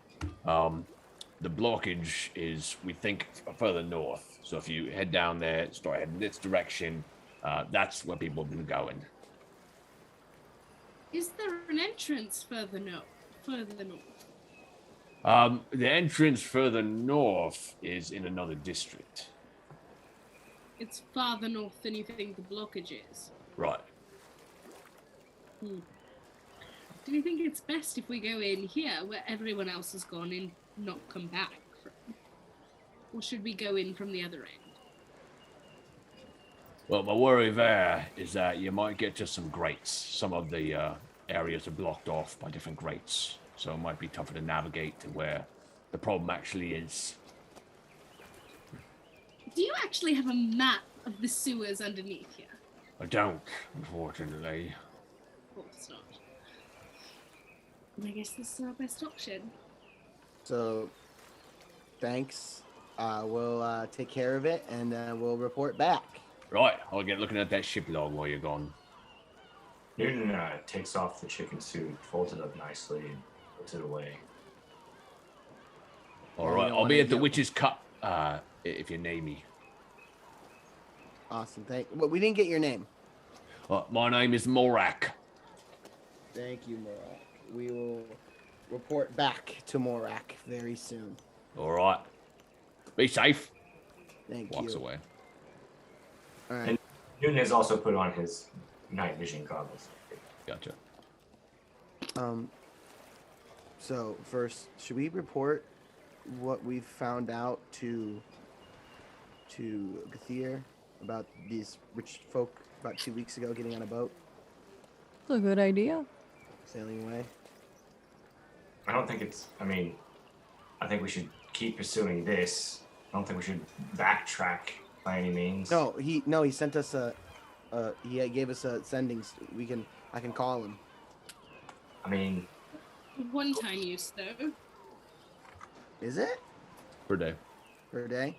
Okay. Well, if you guys would give me just a second here, I can just get a little bit of information about what to expect down there. If you guys give me a second. sure. Take your time, dear. Um, Wait until tomorrow. we're out in just like in the open, right? You haven't gone down yet. I'll take my cloak out and just kind of like throw it over my head a little bit, so like I'm a little shielded from what I'm about to do, because I'm sure it'd be very jarring to a lot of people. I'm going to pull out my jar of eyes. I'm gonna concentrate, and I'm going to cast augury. Okay.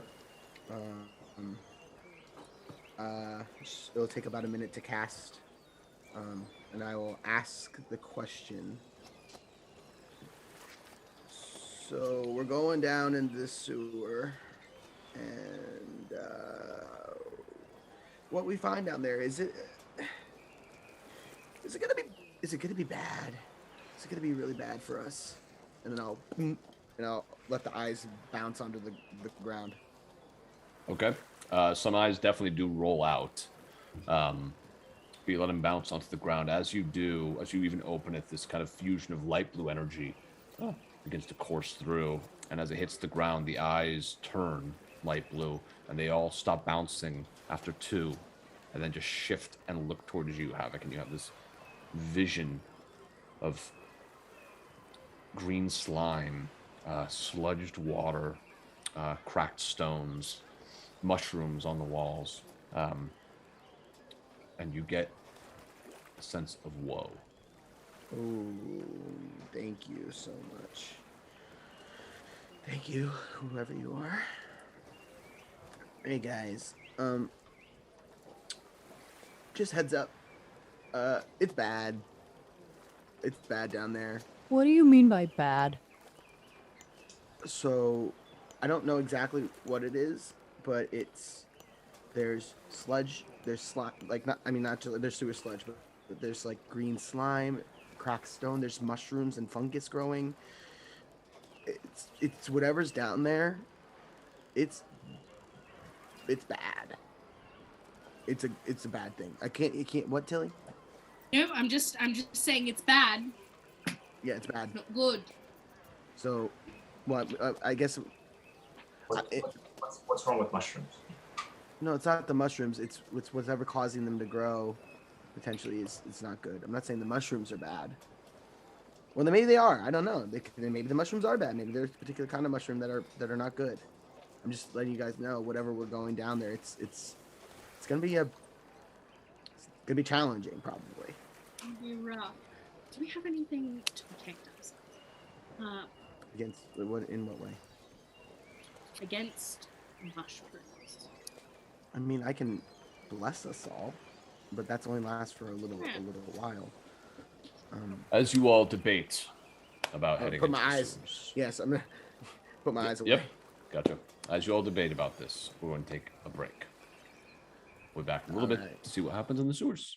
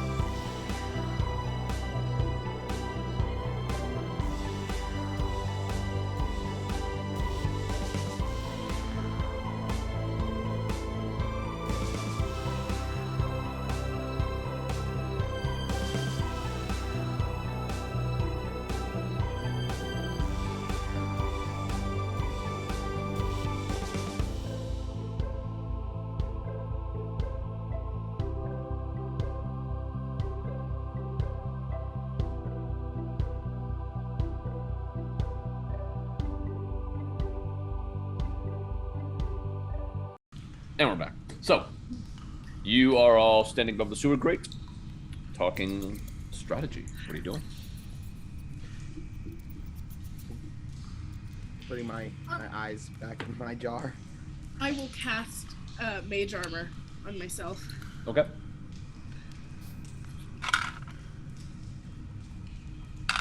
Going down. Yes, Diaz? We're going down. We're going to do this.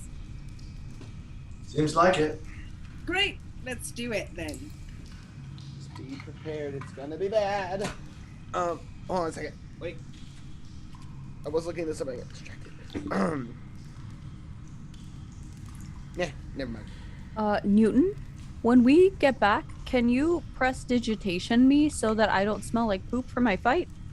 I don't know prestidigitation. I can Isn't that take care of that for you, dear. Thank you. All right. I'm not taking my boots off then. Let's go. I'm gonna take your boots off otherwise? No, I'm not taking my boots. Well, I was going to because then it would have been easier to clean later. I don't want my boots to smell like poop. No, poop comes out. It's all fine. You guys, give me 1 second. I mean, I would prestidigitation you if I knew how, but I thought you knew prestidigitation. no. Did I make that up? Yes. Yeah. It might have been the past life version of you that I knew. No, I mean, I've never known it. I've never. Oh. Who knew it then? Havok? I had a friend once that knew it. Oh. You're asking the dirtiest and grossest person here. What are you guys doing? If I have, I Anyway, guess you happen to great. Going in.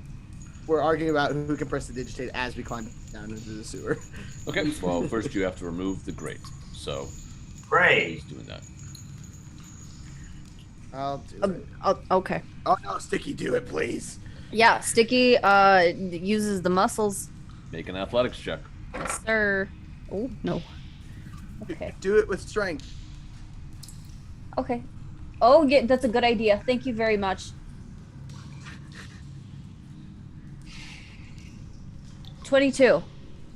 Okay. Yeah, it's easy for you, Stiki. You just quickly lift it out of its place. And you guys see a little ladder that heads down. Okay, who's going first? No, I think you should be last because you kind of got to put it back. Okay. We don't want anybody to fall in. I'll go first. Okay. I don't mind You being in climb the sewer. down, Havok. You stand down on the stone underneath, and you see that there's like a small sliver of water that runs in the middle of this passageway, and then two little landings on the side of stone. As you look to the south, you see a large opening that looks to lead out to the ocean. And then you see the path off in the north. Got it. Okay, it looks... I guess I'll do a quick scan. Quick perception check. 22. Looking around, what catches your eye is just the tremendous amount of slime kind of all over the place. And as you try to walk, you recognize, oh, this is going to be difficult. This is difficult terrain. Okay. It's really slippery down here, guys. Just watch your step. While I'm waiting for them, I'm gonna just observe and maybe do a quick nature check on this slime. Sure. See if I can identify if it's algae or something like that. Mm-hmm. Natural or unnatural, I guess. is what Gotcha. I'm looking for. Nope, that's like a 6. Yeah, tough tell. Seems like slime. Watch your step. Most of you climb down. Yes. Okay. Don't make it down. Usually enough sticky as you come down. You just kind of slide it back over. And yes, you are all in the sewers. Everyone here has dark vision now, right? Yes. All right. So, what are you doing?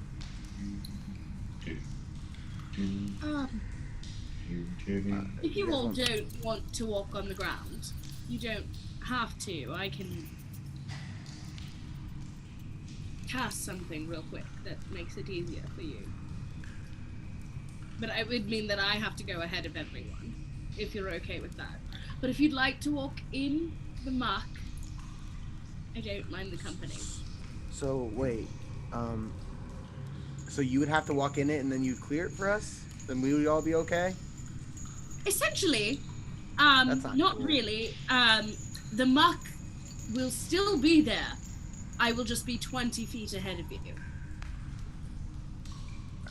I don't feel comfortable you being that. Yeah, is that safe?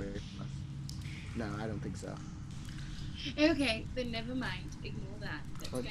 Let's go. No, I think the closer we are together, the better we can respond to things together. I love that. So watch your step, guys. I'll go in the lead. I'll be right behind Havok. Okay. I'm third. Gotcha. I'm last. Rear sticky. Okay. So we're heading north. You begin heading north. Heading along that way, you go for about 5 minutes when you come to a kind of T section. One that goes to the left, one that goes to the right. As you look down the passage to the right, you see a large sewer grate that seems to be blocking off that area, and the left looks more open. Great. All right, so I guess we're heading left. -2 health for Newton. We're heading left. Right. Continue heading left. Again, about another 5 minutes, you come to another T intersection. You see you going to the south or going north. Both are open. Well, the south. Okay, if we just went. Make a survival check, Havok, at advantage.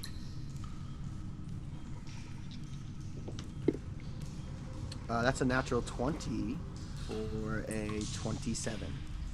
You get the sense that the air is more foul from the north. The south is a little bit clearer, which makes you think it's probably back towards the ocean. Another opening. Yeah, that's exactly what I was thinking. So you okay. So guys, I think we probably need to go deeper. You know, if it's blockage, it's going to be farther in. So I think we're going to go right. So follow the smell. Yep. You start heading along this passageway. You do come at one point to a T intersection, but there are grates on the right and the left path. The center, the northward path, stays open. Okay. I guess I'll just do a quick peek through the grates. Okay. To see if I can see like any like growths. See if I recognize any like those mushrooms or the cracking. Yeah, you have started to see some of the mushrooms on the walls now. Okay, guys, don't. Bioluminescent. What'd you say, Newton? Are they bioluminescent? No, they're just kind of brown mushrooms. Okay. Real quick, do you guys think there is any? No, that's a bad idea. Never mind. I'm not even gonna present it as an idea. Never mind. Let's go forward. I already thought about it. There's no way to tell what kind of mushrooms they are. You don't know what they're gonna do. No, that's not what I was saying. I was gonna say that I think a couple of us can misty step. To the other side of these grates, and we might be able to approach whatever we're going to from different angles. However, we wouldn't know where each other were going. We would. That's dumb. That's what I said. It was dumb. I realized it was dumb as I said it. Got it. It's I a great can. theory. Newton investigates the mushrooms. Okay, make a nature check. Naturally. Nature. Oh, interesting. It's a 22. Okay. Looking at them, they seem fairly natural. What are you exactly investigating them for? Psychedelic purposes? Just to see if they're harmful, if they are psychedelic, what their properties are. You get the sense that it is a bit poisonous, but they also do look like they probably contain some psychedelic properties to them. I mean, that's what shrooms are. They are poisonous. You also, though, with that roll, detect like these are shrooms that have definitely had like shit water flowing by them. So you don't know if it would be great to eat them. Maybe if you wash them thoroughly. So I pick a good amount. Okay. And Okay. As you pull some of them, go ahead and make a sleight of hand or dexterity to see how you pull this away. Sleight of hand or dexterity. Where's my sleight of hand? Or dexterity. Okay, it's the same. So. Oh, it's an 11. Okay. You pull them away, and as you do, this little like puff of green gas emanates out, and I need you to make a Constitution saving throw.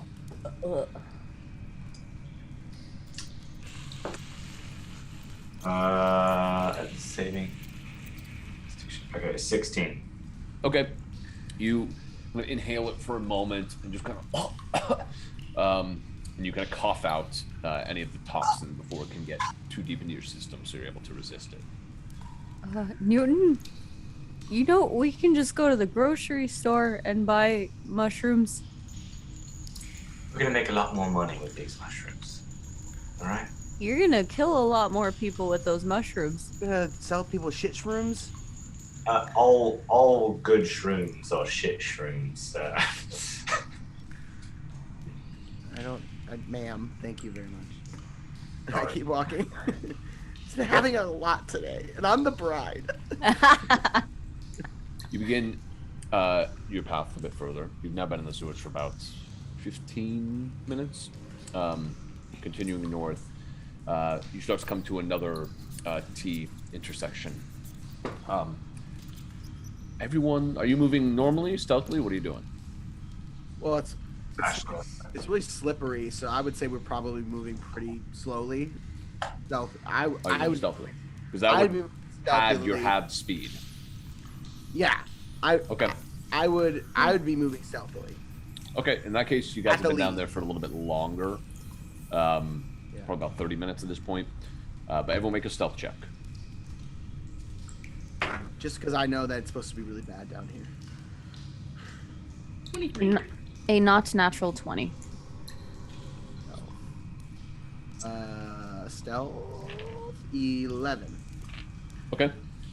As you begin walking along this pathway, getting closer to the T intersection, maybe like 10 feet from the middle of it, Havok, you step on some stone that breaks underneath your foot. You're able to save yourself before you fall into the water. But as that happens, you look ahead about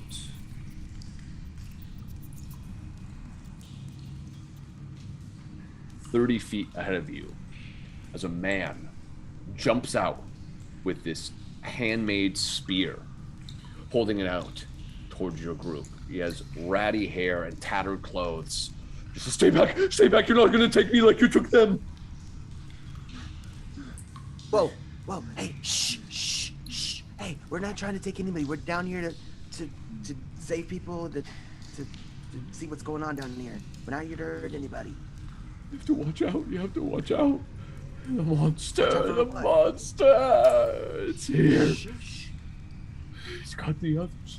It's coming back for me. I know it. It's coming back for me. Calm down. And I'm gonna cast Calm Emotions. Okay. It's a DC 15 if he's gonna try to resist it. Okay. DC 15 wisdom. Gotcha. Charisma. You get the sense that it doesn't seem to have an effect on him. He kind of like raises the spear a little bit more, looking in your direction, and begins to hold it. Relax.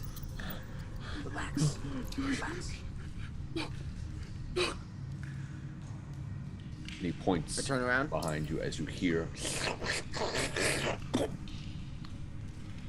And behind you, Yes!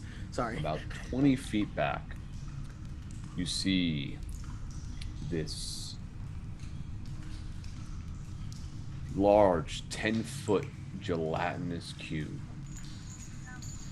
that begins to slide towards you. And within the cube, you can see armor, a chest of some kind, and bones as it begins to make its way down the passage towards you. And let's roll initiative. Oh, Bad bitch. Are we using a map for this one, Justin? We are indeed. So if you could all head over to roll 20. 2 black 2, baby. 2 black 2. Okay. All right. Let's get your initiative. So 20 to 25. Anyone? 21. 21 for Tilly? Yeah. Okay. 15 to 20. Anyone? I have 18. 18 for Newton. 10 to 15. Anyone? 14 for Havok. And Stiki, what'd you get? I got a 2. 2. Hey, could have been worse. All right. So, Tilly, you are up first as you watch this gelatinous cube begin to slither towards your group. And remember, you are all at half movement down here. So, what are you doing? I would like to take out a bit of molasses and run it between my hands and cast slow, Okay. which is a DC 16 Wisdom saving throw. Okay. Let's see here. What kind of spell is that? It is a like what the School of Magic is. Is it a charm spell? No, it's transmutation. Okay. That is an 18, naturally. Balls. All right. Good idea. Succeeds, and Tilly will, I'm just gonna, gosh, darn it, and I'm gonna just skedaddle in this direction, 15 feet. Okay. You make your way over to that path. With that, it is over to the gelatinous cube. So, it is going to go ahead and move up towards you, Stiki. And it's going to use its action to try and engulf you. Great. So it That tries sounds to like a good move time. into your space. And as it does, I need you to make a dexterity saving throw. Oh, thank God. I got a 20. Okay. So you watch as the cube kind of starts to wrap around your leg, and you can feel as though it's like acidically starting to tear off parts of your flesh, but you pull your leg out before it can actually do any damage. And yeah, you can either choose to be pushed 5 feet back or to the side of the cube. To the side, please. To the side. Okay, Thank go you. and move yourself accordingly. You're still within 5 feet of the cube, but yeah. Okay. All right, and that is the cube's turn. With that, the man behind you all, it's like, oh no, I don't want to die. I don't want to die. That's what he does. He's just freaking out this turn. With that, we are over to Newton and then Havok. I'm going to cast a spell Good idea. that I've never cast before. Ooh. I'm going to cast Blight. Okay. Set creature. Necromantic energy washes over a creature of your choice you can see within range, draining moisture and vitality from it. The target must make a Constitution saving throw. Target. Okay. What's your save throw DC? It is. Where is it? 15. That's a success on the gelatinous cube's part.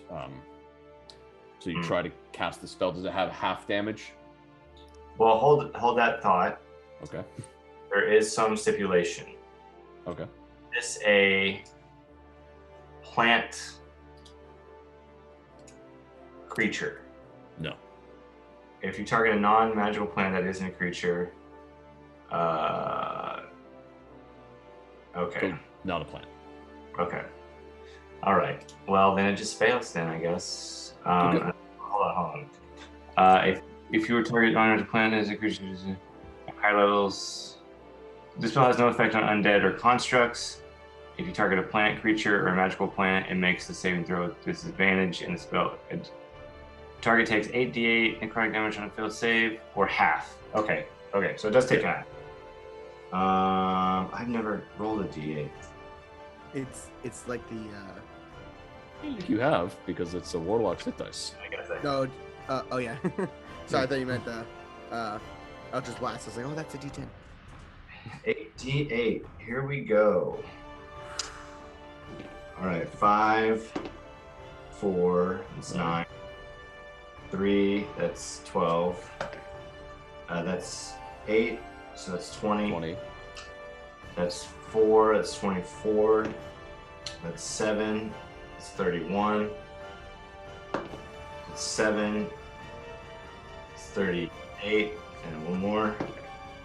That's 139 divided by 2 is 19. We'll do 19.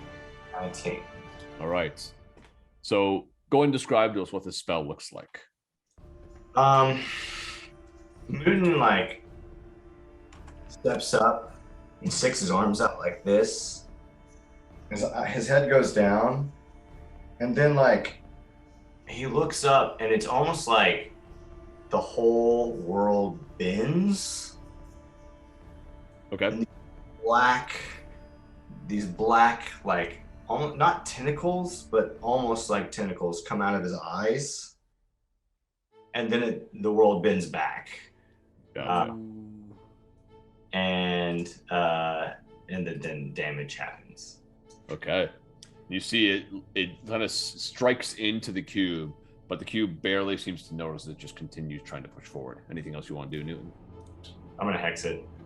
Okay. With your bonus action, you hex it. Anything else you want to do past that? No. Okay. With that, we are over to Havok. Seeing that this guy is just freaking out, I gotta stay by him. So I'm gonna back up. That way Okay. I'm near him. And I am going to, my eyes start to glow.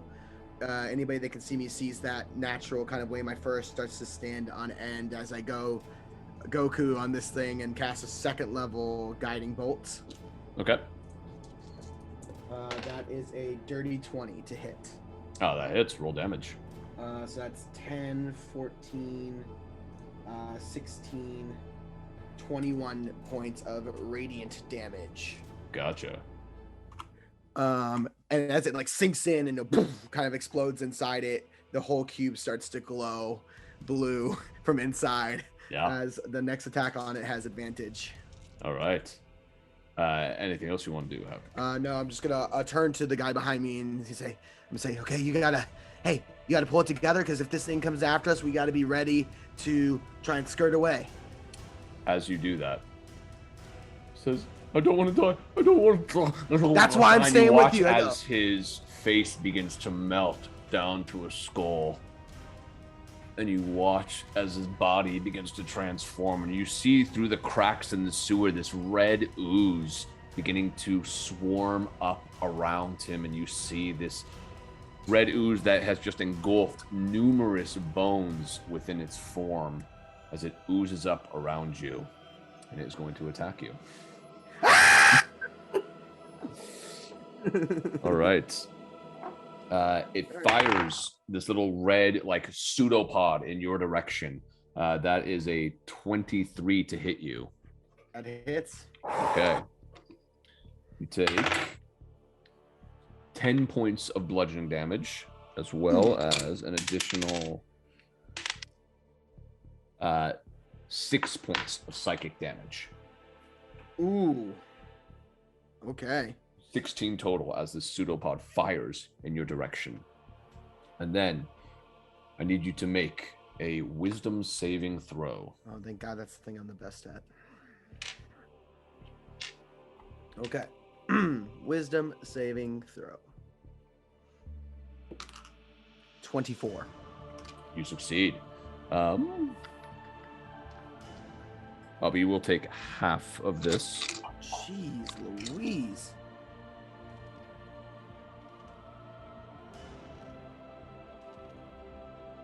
Half of 17. You take another 8. Okay. He is. And that is that creature's turn that held its action. With that, is there anything else you want to do, Havok? Any movements? Well,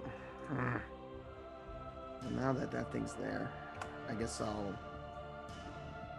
I'll start to move away. That guy's dead, so there's nothing I can do there. So I will attempt to back away from this thing and not get trapped in between these two things. Okay. So I will start to move away. Gotcha. 1, 2. So I only have 15 feet of movement because it's half speed. Yes. Okay, I'll go 1, 2, and 3. Kind of. And I don't believe it can take an opportunity attack because it was holding its action. Okay. So I'll just move over by Stiki. Okay. And that's my turn. Gotcha. All right. With that, we are over to Stiki, and then we'll be back up to Tilly. Okay. Stiki pulls out he has a poisoner's kit. Okay. And he's going to pull out a little vial of acid. All right. And throw it at the gelatinous cube Okay. while screaming like a little baby. Okay, go to roll to hit. Sure thing. How are you throwing this acid? Oh. You're throwing the bottle at it? But I'm uncorking it. Okay. Okay. Is this an attack? Huh? Are you counting this as an attack, Justin? Yeah, it was an attack action. So Stiki, you would have advantage. Yes. Okay. Good to know. Good to know. Okay, that's okay. God, I hope this hits. 16. 16 does hit. Not a lot of armor on this thing. Oh God. I don't know how to roll for acid. It would be 1d4. Got it. 2. Okay, so the acid kind of burns into the gelatinous cube for a bit, but it doesn't seem to have too much of an effect on it. Anything else you want to do, Stiki? I'm gonna step away. I'm gonna go next to Tilly. Okay. As you go to step away, it is going to take an opportunity attack at you. Of course it is. Wait, isn't it slowed? No. Oh, it's not slowed. I thought it had been slowed. Sorry. With that, it rolled the natural one, so it shoots a pseudopod out in your direction, but where it comes from is where the acid is kind of burning into it a little bit, and so it almost like deflects the thing off from the start as it shoots up into the ceiling above you. Ah! Great. All right. With that, we are over to Tilly, and Tilly, you hear from behind you, behind the grate, as another cube begins to ooze out towards your group. Oh God. Okay. What are you doing? I'm not panicking.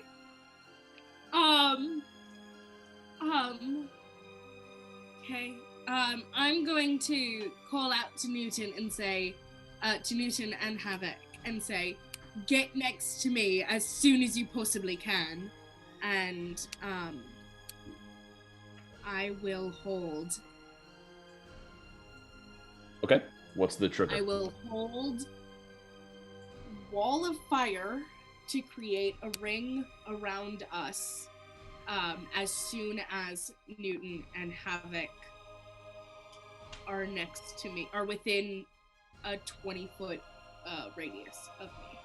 Okay. Is that right? Is that 20-foot radius? Is that what this? Was that what it says? I'm technically there, I think. It's 20 feet diameter, so a 10-foot radius. Okay.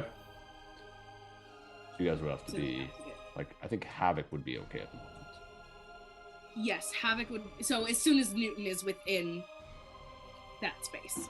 Gotcha. Okay. With that, it is over to the cubes. So this one that is currently hexed is just going to try to move into your space, Newton. I need you to make a dexterity saving throw. Mm-hmm.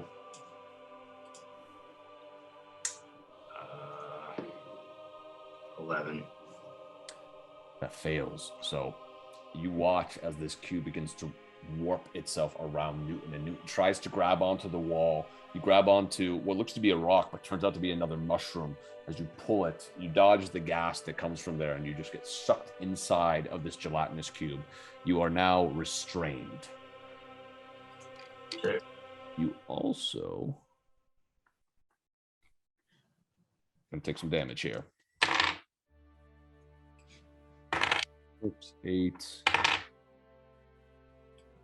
12 points of acid damage. Okay. You are currently restrained, and as you go to attempt to breathe, you find that you can't.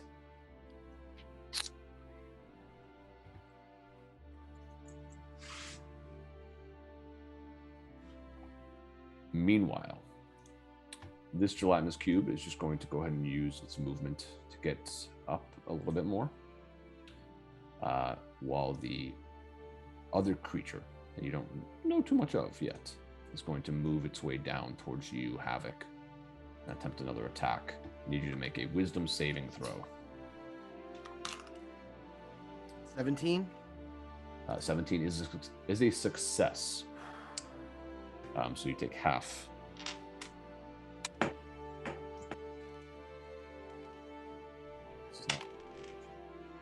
10, so 5 points of damage.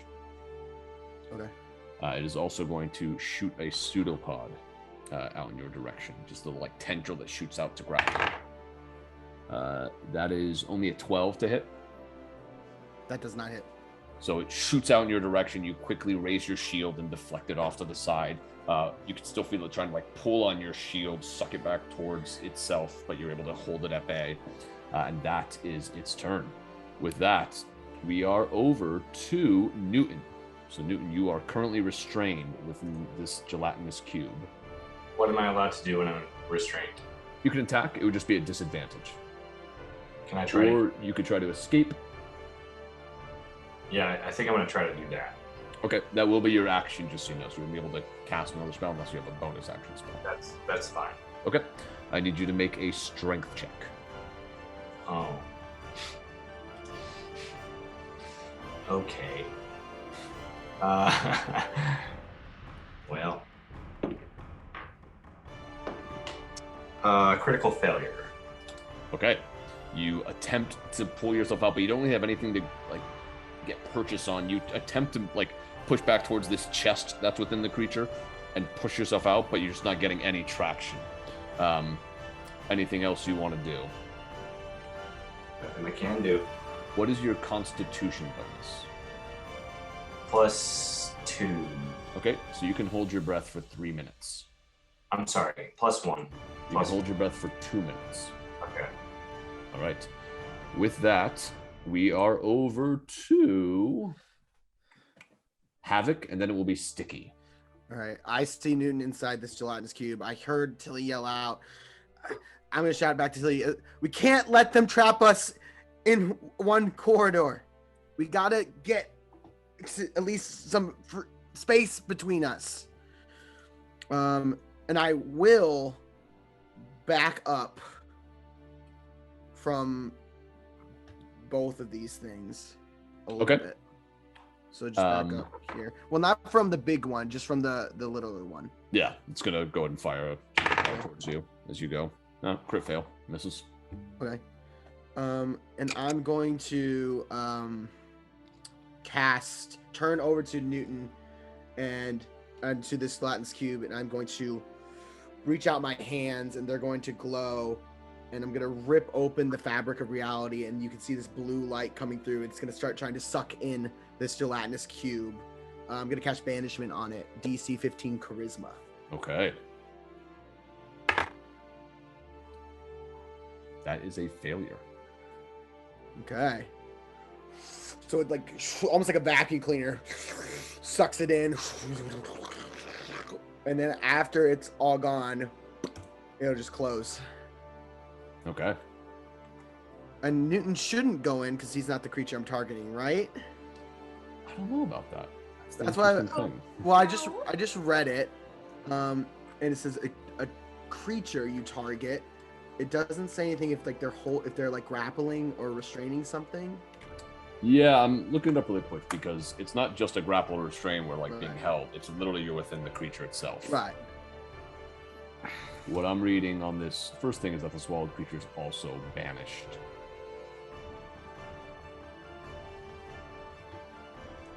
Roll a d20 for me. Okay. On an even, he is. On an odd, he's not. 14. So on even, he is banished. Damn it. So, Newton, you suddenly get sucked through this portal with the gelatinous cube, No. and you are in this just kind of like What am I first spell? God damn it. It's you're okay. in this weird open space where you're just being still devoured by this thing. And you look around, you see some other cubes with these little attachments on them. And they say, "Look, it's a jelly jelly. Hey, jelly jelly." I'm this way. So that I can get here. Gotcha. With that, we are over to Stiki. I'm going to come this way because I think the smaller one's going to be easier to hit. Okay. I'm going to take out my vials, uncork them, and then just toss them and hope. Okay. That's Okay. the smaller one. Mm-hmm. Do I have advantage on that? No. I rolled a 1. Okay, you throw these out towards the creature. They all kind of splatter off to the side, none of them hitting. Anything else you want to do? I'm gonna run this way. That's it. That's my turn. Over to Tilly.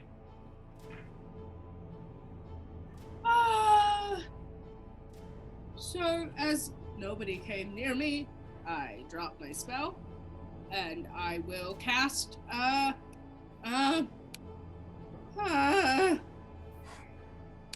will cast fucking slow again. Okay, on which one? Come on! They're both everything is within 40 feet of me, Yep. so I'm gonna cast it on all 3 of them. All right. And just hope. Sorry, that cube is not. Okay, then I will cast it on the 2, I will cast it on the cube, and the guy that attacked Havok. Okay. What's the DC? 18, wisdom. Those are 2 failures. Ah! Finally worked. They're All right, slowed, so they are slowed. so they cannot take reactions. If they want to cast a spell, let me know. Does it affect their movement speed as well? Yes, their speed is halved, and their Okay. AC is down by 2, as well as their dexterity saving throws. Gotcha. On its turn, it can either use an action or a bonus action. Okay. Cannot use both. With that, it is over to them. I would like to move, though. I would yeah, go for it. Run away. I would like to thoroughly run away. Okay. But I only get 15 feet, so I'm gonna go right here. Okay. Call it good. All right. With that, since it can't move its full 15 feet, I'm going to put it here. It moved 7, but that's as far as it can go. This one can only go 10. Since you are in the space, Newton, it is going to go after you since it can't get closer to them. It attacks with a pseudopod kind of reaching out towards you.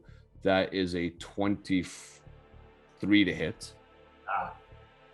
Okay, you take 9 points of bludgeoning damage and 7 points of psychic damage.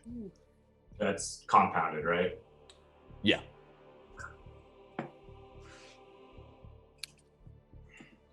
All right. That is their turn because the other one is not there. So it's over to you, Newton, then Havok.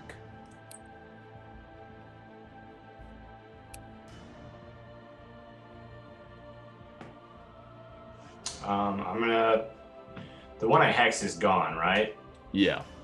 So it's that. So okay, I'm confused. So is it like, am I able to recast Hex?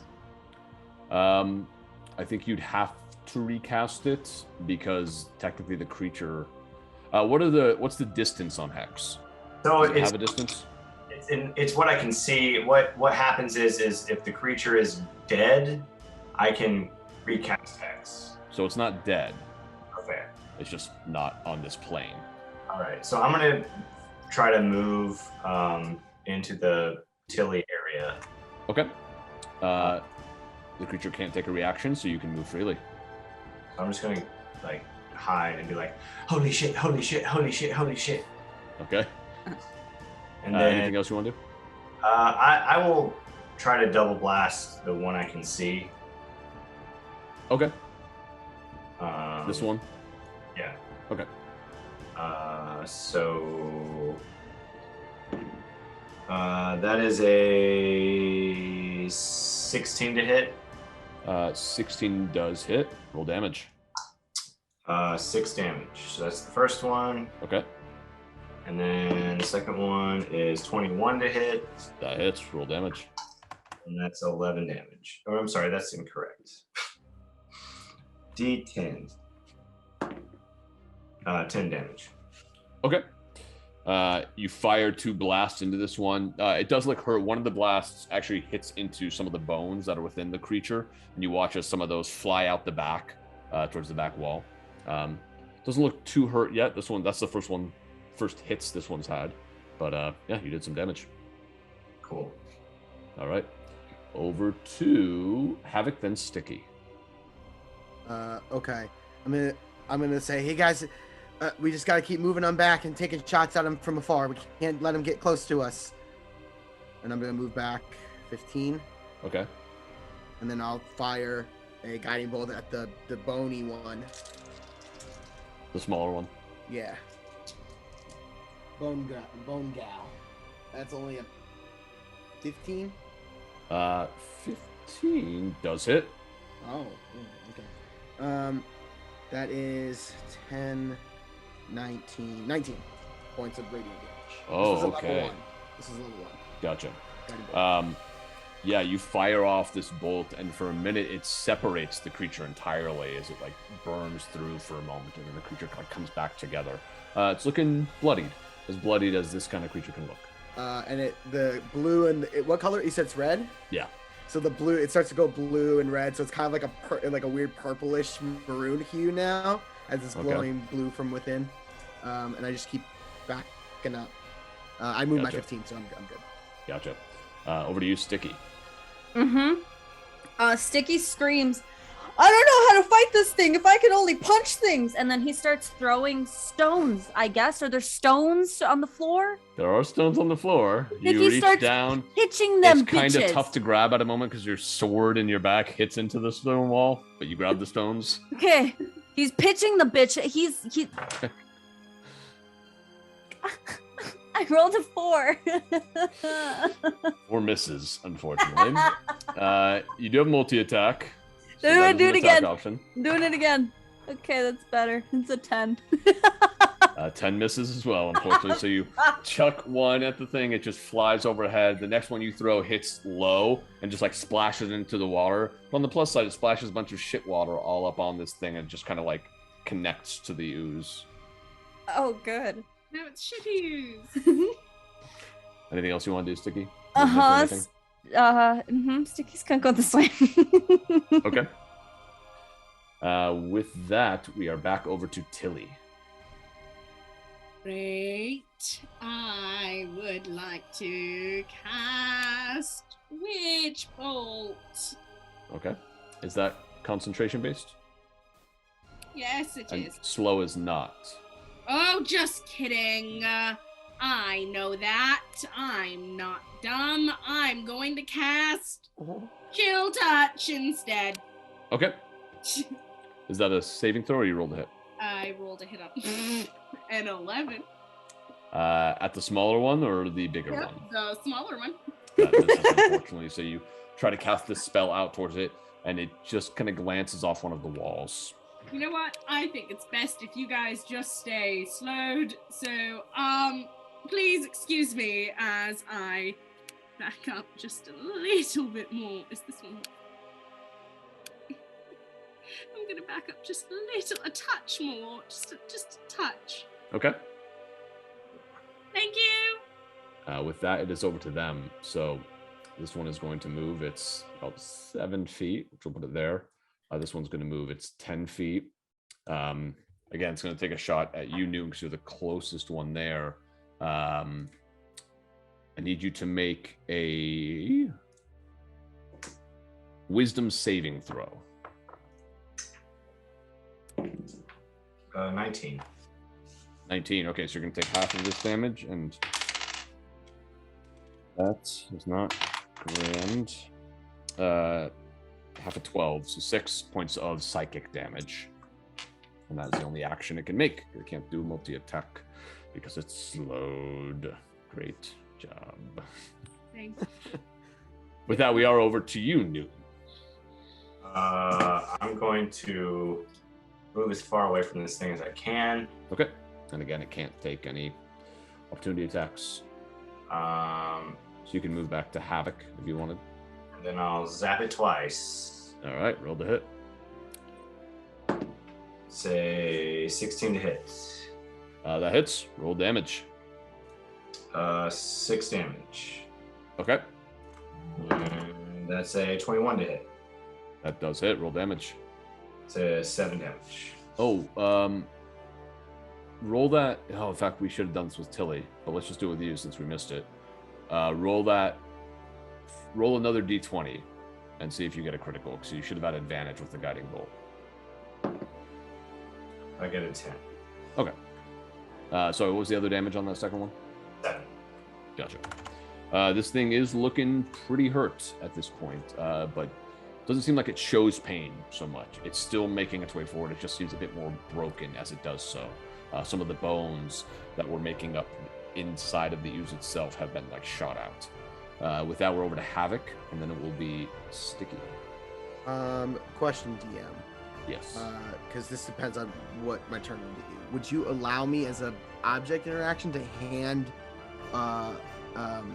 Stiki my crossbow that's on my back? Sure, that could be a Okay. object. Okay, cool. So I'll move. Yeah, I'll move up to Stiki real quick. Okay. I'll hand him a crossbow and I'll say, "Aim and shoot." And then I'll back up another 10 feet. Stiki, check your proficiency in weapons. Sure thing. And I will blast the thing with another first level guiding bolt. Okay, roll the hit. I rolled a dirty 20 this time. Hits. Roll damage. Low damage though, 10 points of radiant damage. Okay. You fire into this creature, and it's looking really hurt at this point. Like it's kind of barely holding on. And then I'll just keep backing up. But I'm gonna also shout, should we try and just like blow these things away? Like take them out? Well, we got the chance. Okay. Instead of just run away. I'll blow it up. I mean, I'm the only one taking any damage here, so Now you're by me. I'll help you, buddy. What are you talking about? I just took like 30-some damage. Are you crazy? I threw a rock. Sticky, you hear this as you look at this crossbow in your hand. Are you proficient with crossbows? Is it a martial I'm weapon? proficient in martial weapons. Okay. Yep. So Okay. you know how to work it. Oh, great. I shoot it. Grand. Go ahead and roll the hit. Add your proficiency bonus and your dex modifier. I I'm am assuming it's a not. natural one. No, it's a 3. Okay. I don't know what's going on. You have advantage. You have advantage. You do have advantage, yeah. And it has a -2 to its AC. Okay. You said what plus what? Your proficiency bonus and your dex modifier. Okay. Good. And then 16. 16 does hit. Yes. Damage. 1d4. A 1d8 for a crossbow. Sure thing. 5. Okay. You shoot a crossbow bolt into this one. it looks pretty hurt. The bolt just shoots right into the ooze and hits a skull that cracks on the inside. It is still moving towards you all, but it's definitely hurt. You do have another attack. You have multi-attack. I'm doing it again. Okay. One more time. Oh, I rolled a natural 18. That does hit. Roll damage. Yes. 8. How do you want to do this? I wanted to explode everywhere. Okay. Jello everywhere. This one right into the heart of it, and it kind of hits all of these bones as the creature squirms for a moment, and then just shoots out, exploding kind of all over this general area. And that one is gone. Nice.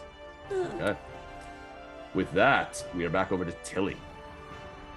I would like to. This cupid hasn't been hit at all. I will hold chill touch until that thing shows up, and then I'm gonna back up another 15 feet. Okay. Very, very proudly, though. Gotcha.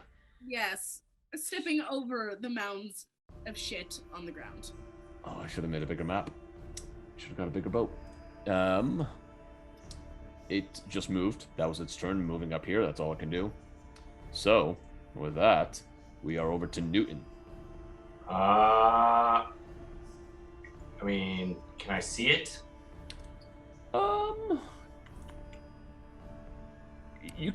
You feel like it would have a bonus to its armor class at this point because it's so behind that wall. If you took if you moved up 5 more feet, you would have a clearer shot at it. No.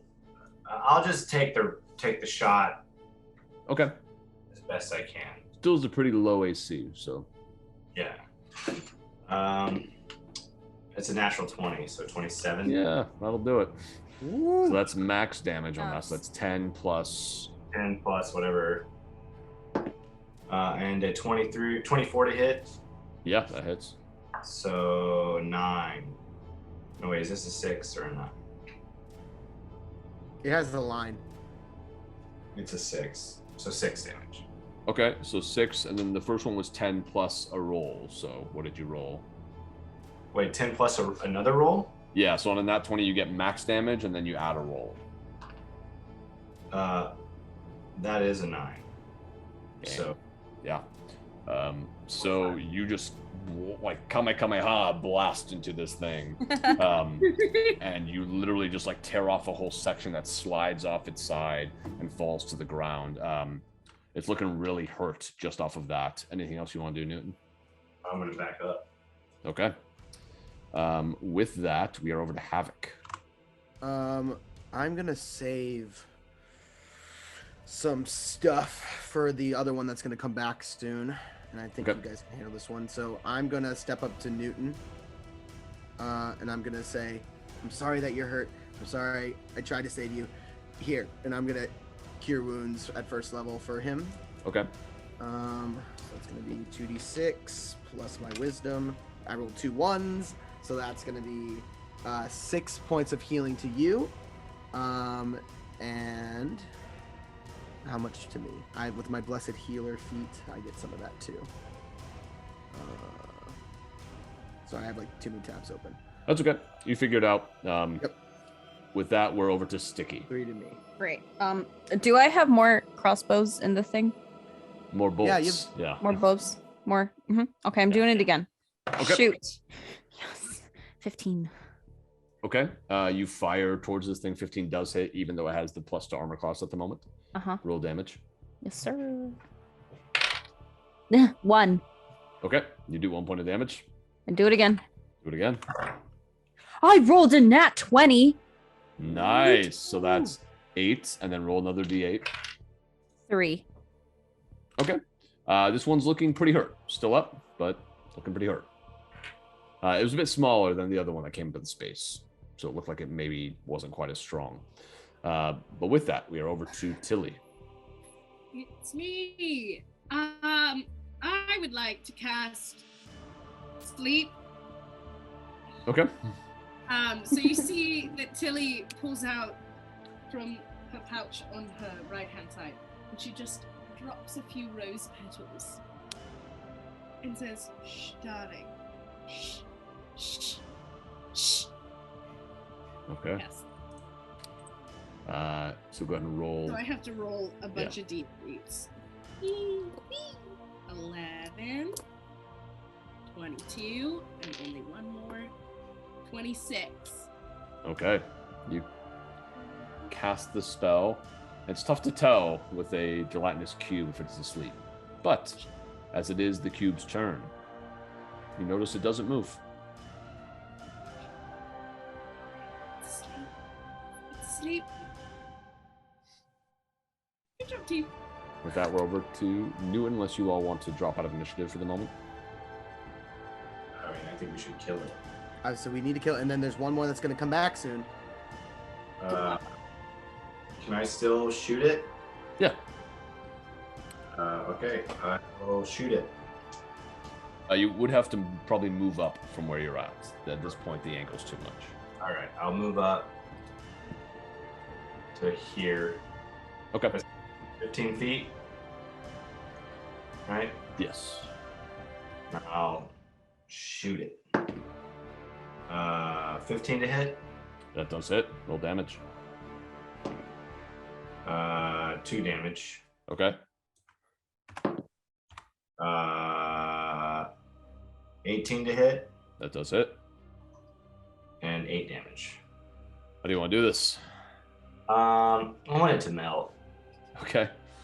So you fire these two into it, and again, you seem to hit like some kind of core spot of it as it just begins to burn up from the force of your Eldritch Blast as it kind of bubbles a bit and just sifts into the sewer itself. It begins to get kind of like flow down past you all. And that one is gone. So we're out of initiative until the other one returns.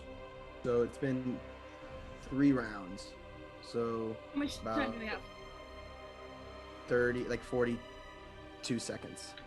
Should we all take a point in this area where it's going to reappear on Well, either the- side of it and Well, hold there's something? the people that can get away through the grates. We didn't want anybody to get trapped, so the people that can get through the grates are the people that should be in those areas. I can. But it can follow us through the grates as the other one. Yeah, came but through yeah, them. they're just not going to get trapped. Is what I'm saying. But honestly, if we just keep leading it down this way, we know we know our way back. We can just keep leading it. We're faster than it.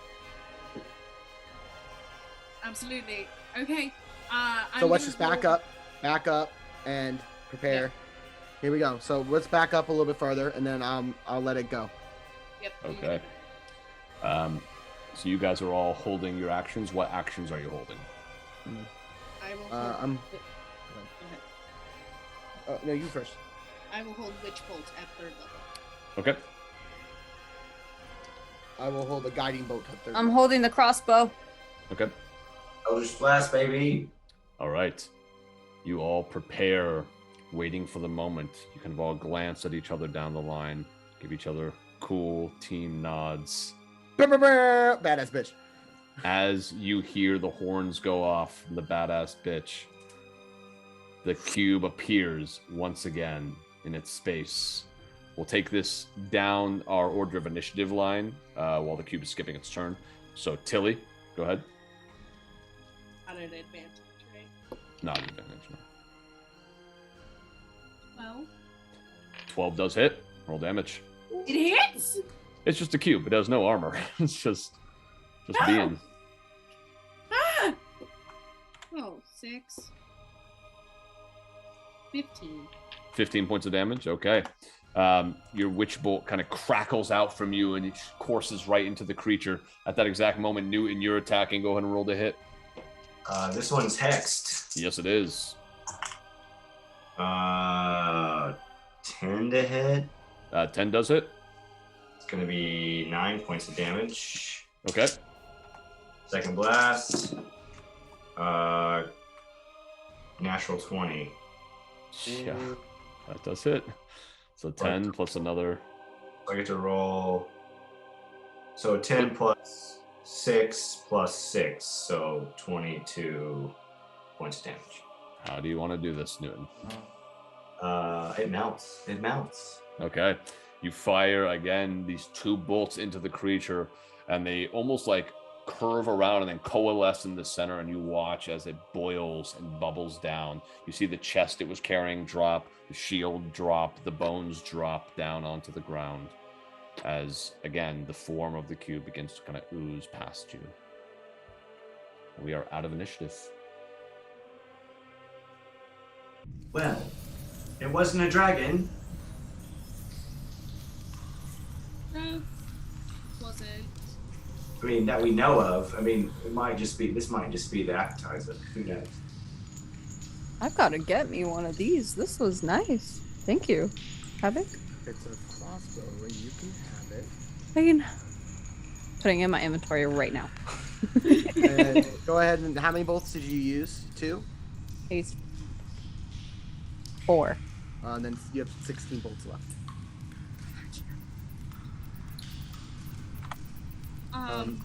So this big. So do we see this like big like blockage in front of us? I'm assuming that's what's at the top there. Yeah, you see some roots that have overgrown this area.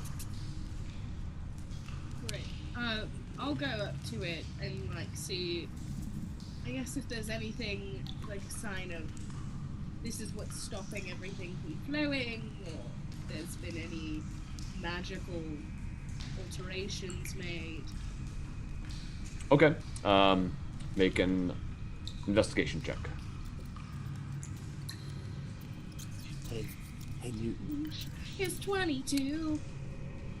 22. It looks like it's nothing magical. It's just these roots that have kind of overgrown through. And looking at them more and kind of the creatures you fought, you get the sense that that ooze was kind of blocking some of it as well. Mm-hmm. Then I will just take out my dagger and start from the top. Or no. Just from the bottom, clearing out like one little area at a time. Okay. Havok, you were saying something? Hey Newton. Yeah. Do you want to go check out the chest? Yeah, let's go look at the chest. Yeah. Yeah, we'll go up to the chest and the shield. Okay. Okay. I touch the chest. I pull my hand back. Touched it.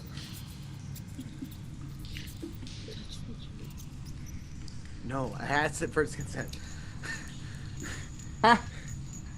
Okay. If this thing hurts, okay, I'll cast resistance on myself and I'll try and open the chest. Okay. How?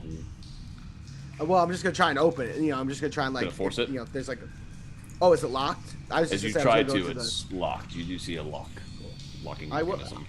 Yeah, okay. I guess I'll try and like use my mace to try and like break the lock off. Okay. Go ahead and roll an attack. That's a natural 20. 27. Yeah, you smash that lock and it just falls off. Do you want to open it? Newton, do you want to open it? I mean, you did it. You should open it. Yeah, but you get. I would get more excitement if you opened it. Okay, I'll reveal it to you. Thank you. I am Havok, the you're so giving. Thank you. I mean, I did kill it. We killed it. Let's All right, here we go. Ready? 1, 2. Happy birthday! Make a Constitution saving throw, you two. As a little bit of gas emanates out. Yeah, I'll use my Cardic. Didn't you? I haven't use used Cardic it. very early in the game. No, that was Newton. I did. I haven't used it. Gotcha. I thought about using it, but I was like, there's no point. Gotcha. That's what I remember. 17 for Newton. Okay, Newton, similar to the kind of mushroom cloud, you take a moment, but like back up quick enough as it shoots the rest of the way away from you.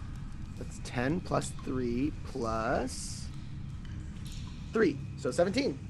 17, same thing. You kind of back up out of the way just enough to stave off any of it. I look inside. Looking inside, you see an awful lot of gold pieces. Too many to count at the moment, but looks to be over 300. You also see a couple of rings down towards the bottom, 2 of them. One with this like little red ruby gemstone, the other one just kind of a plain silver ring. You see a necklace of some kind. Looks to be like, not exactly diamonds, but definitely shiny and kind of in that vein. You also see a long sword that is kind of, as you pull it out of the case, it almost expands to fit into that form. Also, it doesn't look like a long sword. You might It looks pull like it out and, almost like a halfling sword from like Lord of the Rings, but then you pull it out and it looks like Narsil, the Flame of the West. Randuril. Oh, fancy. The silver ring. Well, before we start putting stuff on, let me Havok. kind of to look at it later and make sure Havok. it's not like dangerous. Havok. You also you should... notice something on the inside of the chest. There's a symbol of a key, and alongside the key there's an ear. Like a And it human just ear? says, no, like it's a sigil. Oh. And it just says property of next to it. Okay, so there's a key with an ear, and it says property of, as if it's like property of this whoever this sigil belongs to. Got it. Ooh, this belonged to somebody. But it's down here. No. They probably lost it. I'll go over to the shield real quick. Okay. And I'll take a look at the shield. What does the shield look like? It looks like a pretty plain buckler. Nothing too fancy about it. Cool. Okay. As you are clearing off that section north, Tilly, you finally can like see into the chamber beyond this sewer grate. And looking at the wall, you see some kind of writing in yellow paint, but you can't make out what it says.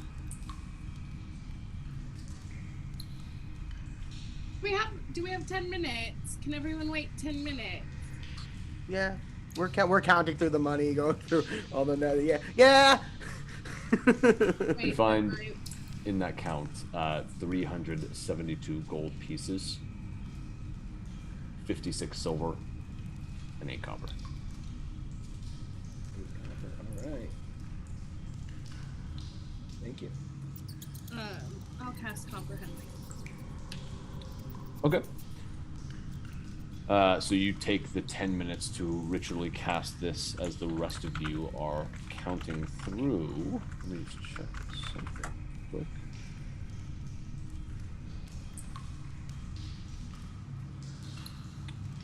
You do not understand it? Balls. What about balls? I'll walk over to the group. There's yellow paint behind there, and I don't know what it says, but I tried, because I cast a spell to help me understand this, and I still don't get it. Well, maybe it's not. What spell did you cast? Comprehend languages. Maybe it's not a language. Yeah, that's exactly what. You took the words right out of my mouth, Stiki. Well, then go look at it. Somebody else look at it. Okay. Did we find So anything important? real quick, let's just take stock here. We got this chest. Belongs to somebody, so we better be careful with who sees us with this. Belongs to somebody. We got this shield. Morak told us to bring back the dead if we could, so we might have to collect the remains here. And we definitely gotta free the blockage before we go. Who knows if there are more of these things down here?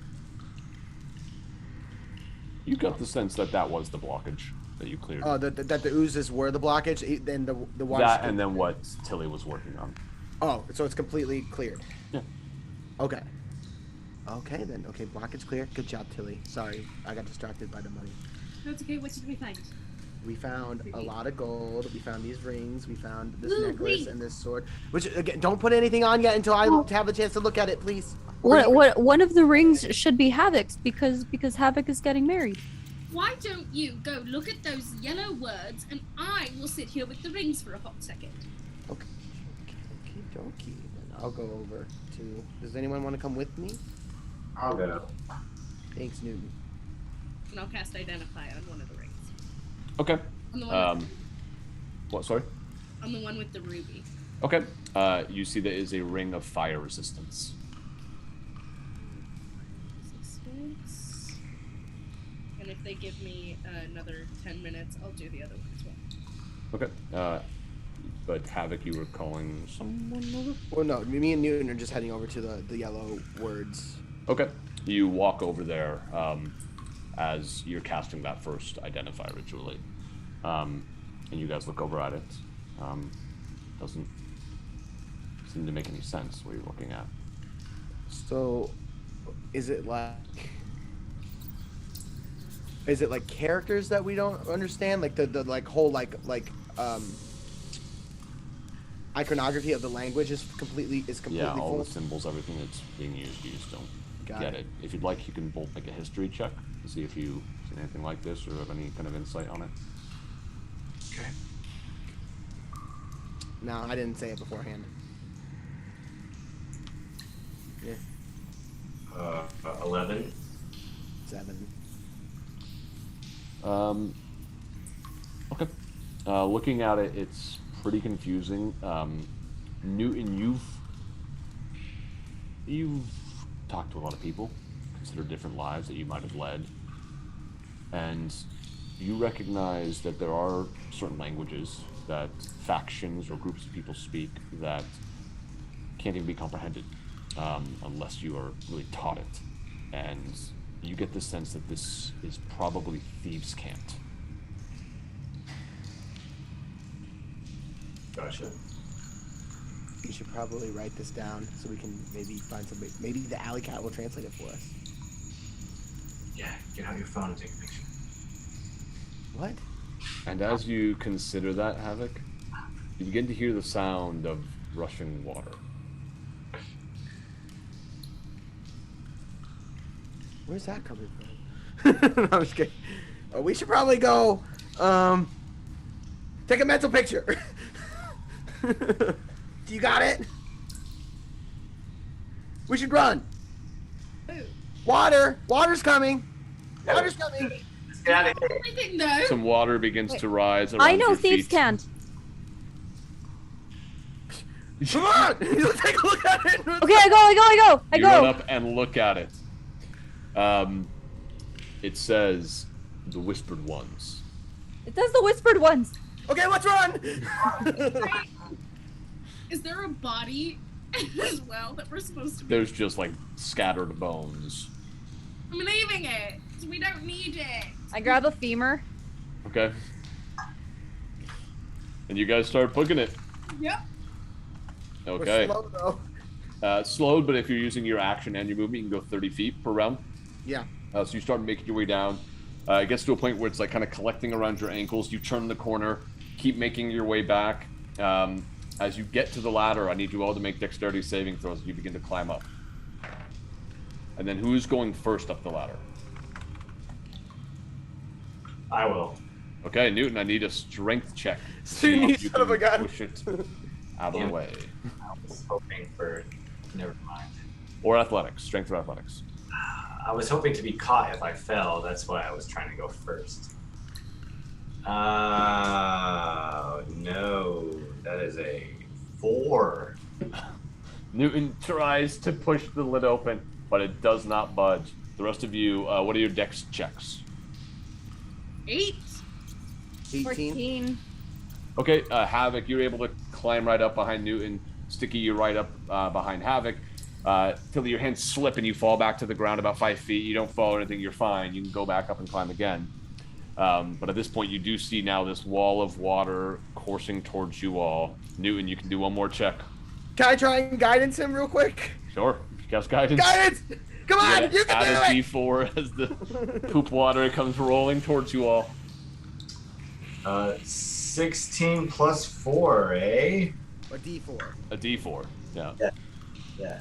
4. So 20. Dirty. You push it up out of the way, Newton, and quickly climb out. Everyone else make a dexterity check as you're climbing out. Oh. 17. Stiki, I got a 4. you do have Cardic. I don't think you've used it yet. You're right, I have not. Come on, Stiki. Okay. 8. You all climb out. Stiki almost slips. Havok reactively, you reach back and grab Sticky's arm, pulling him up the rest of the way, and you just get out, Tilly, as the water courses past you all. You can literally see it right underneath through a grate. Newton forces it down over. You all look at each other, having been spared a shitty end to your small quest. It's the greatest thing I've ever done. Like, legit. Like, legit the greatest thing I've ever done. And that's where we're going to end. I'm getting married. Oh, man. You guys had failed those throws and all just got swept out by shitwater to the I ocean. don't know if you heard me. I rolled an 8. I didn't hear you. I thought you said 18. No, I rolled an 8. I just want to be honest about it. That's fair. Well, at this point, I we rolled already a did the ending. 17. We did the ending. So, that's it for Misfits of the Multiverse this time. We'll see what information they might get from the Dockmaster, having helped out with these oozes in the sewers. Can I tell you the name of the episode? Yeah, what's the name? Enema of the State. That's great. Yeah. Oh, bravo. Man. Bravo. All right. That is our episode, Enema of the State. Thank you for watching. Remember, no guts, no story, and good night. All right.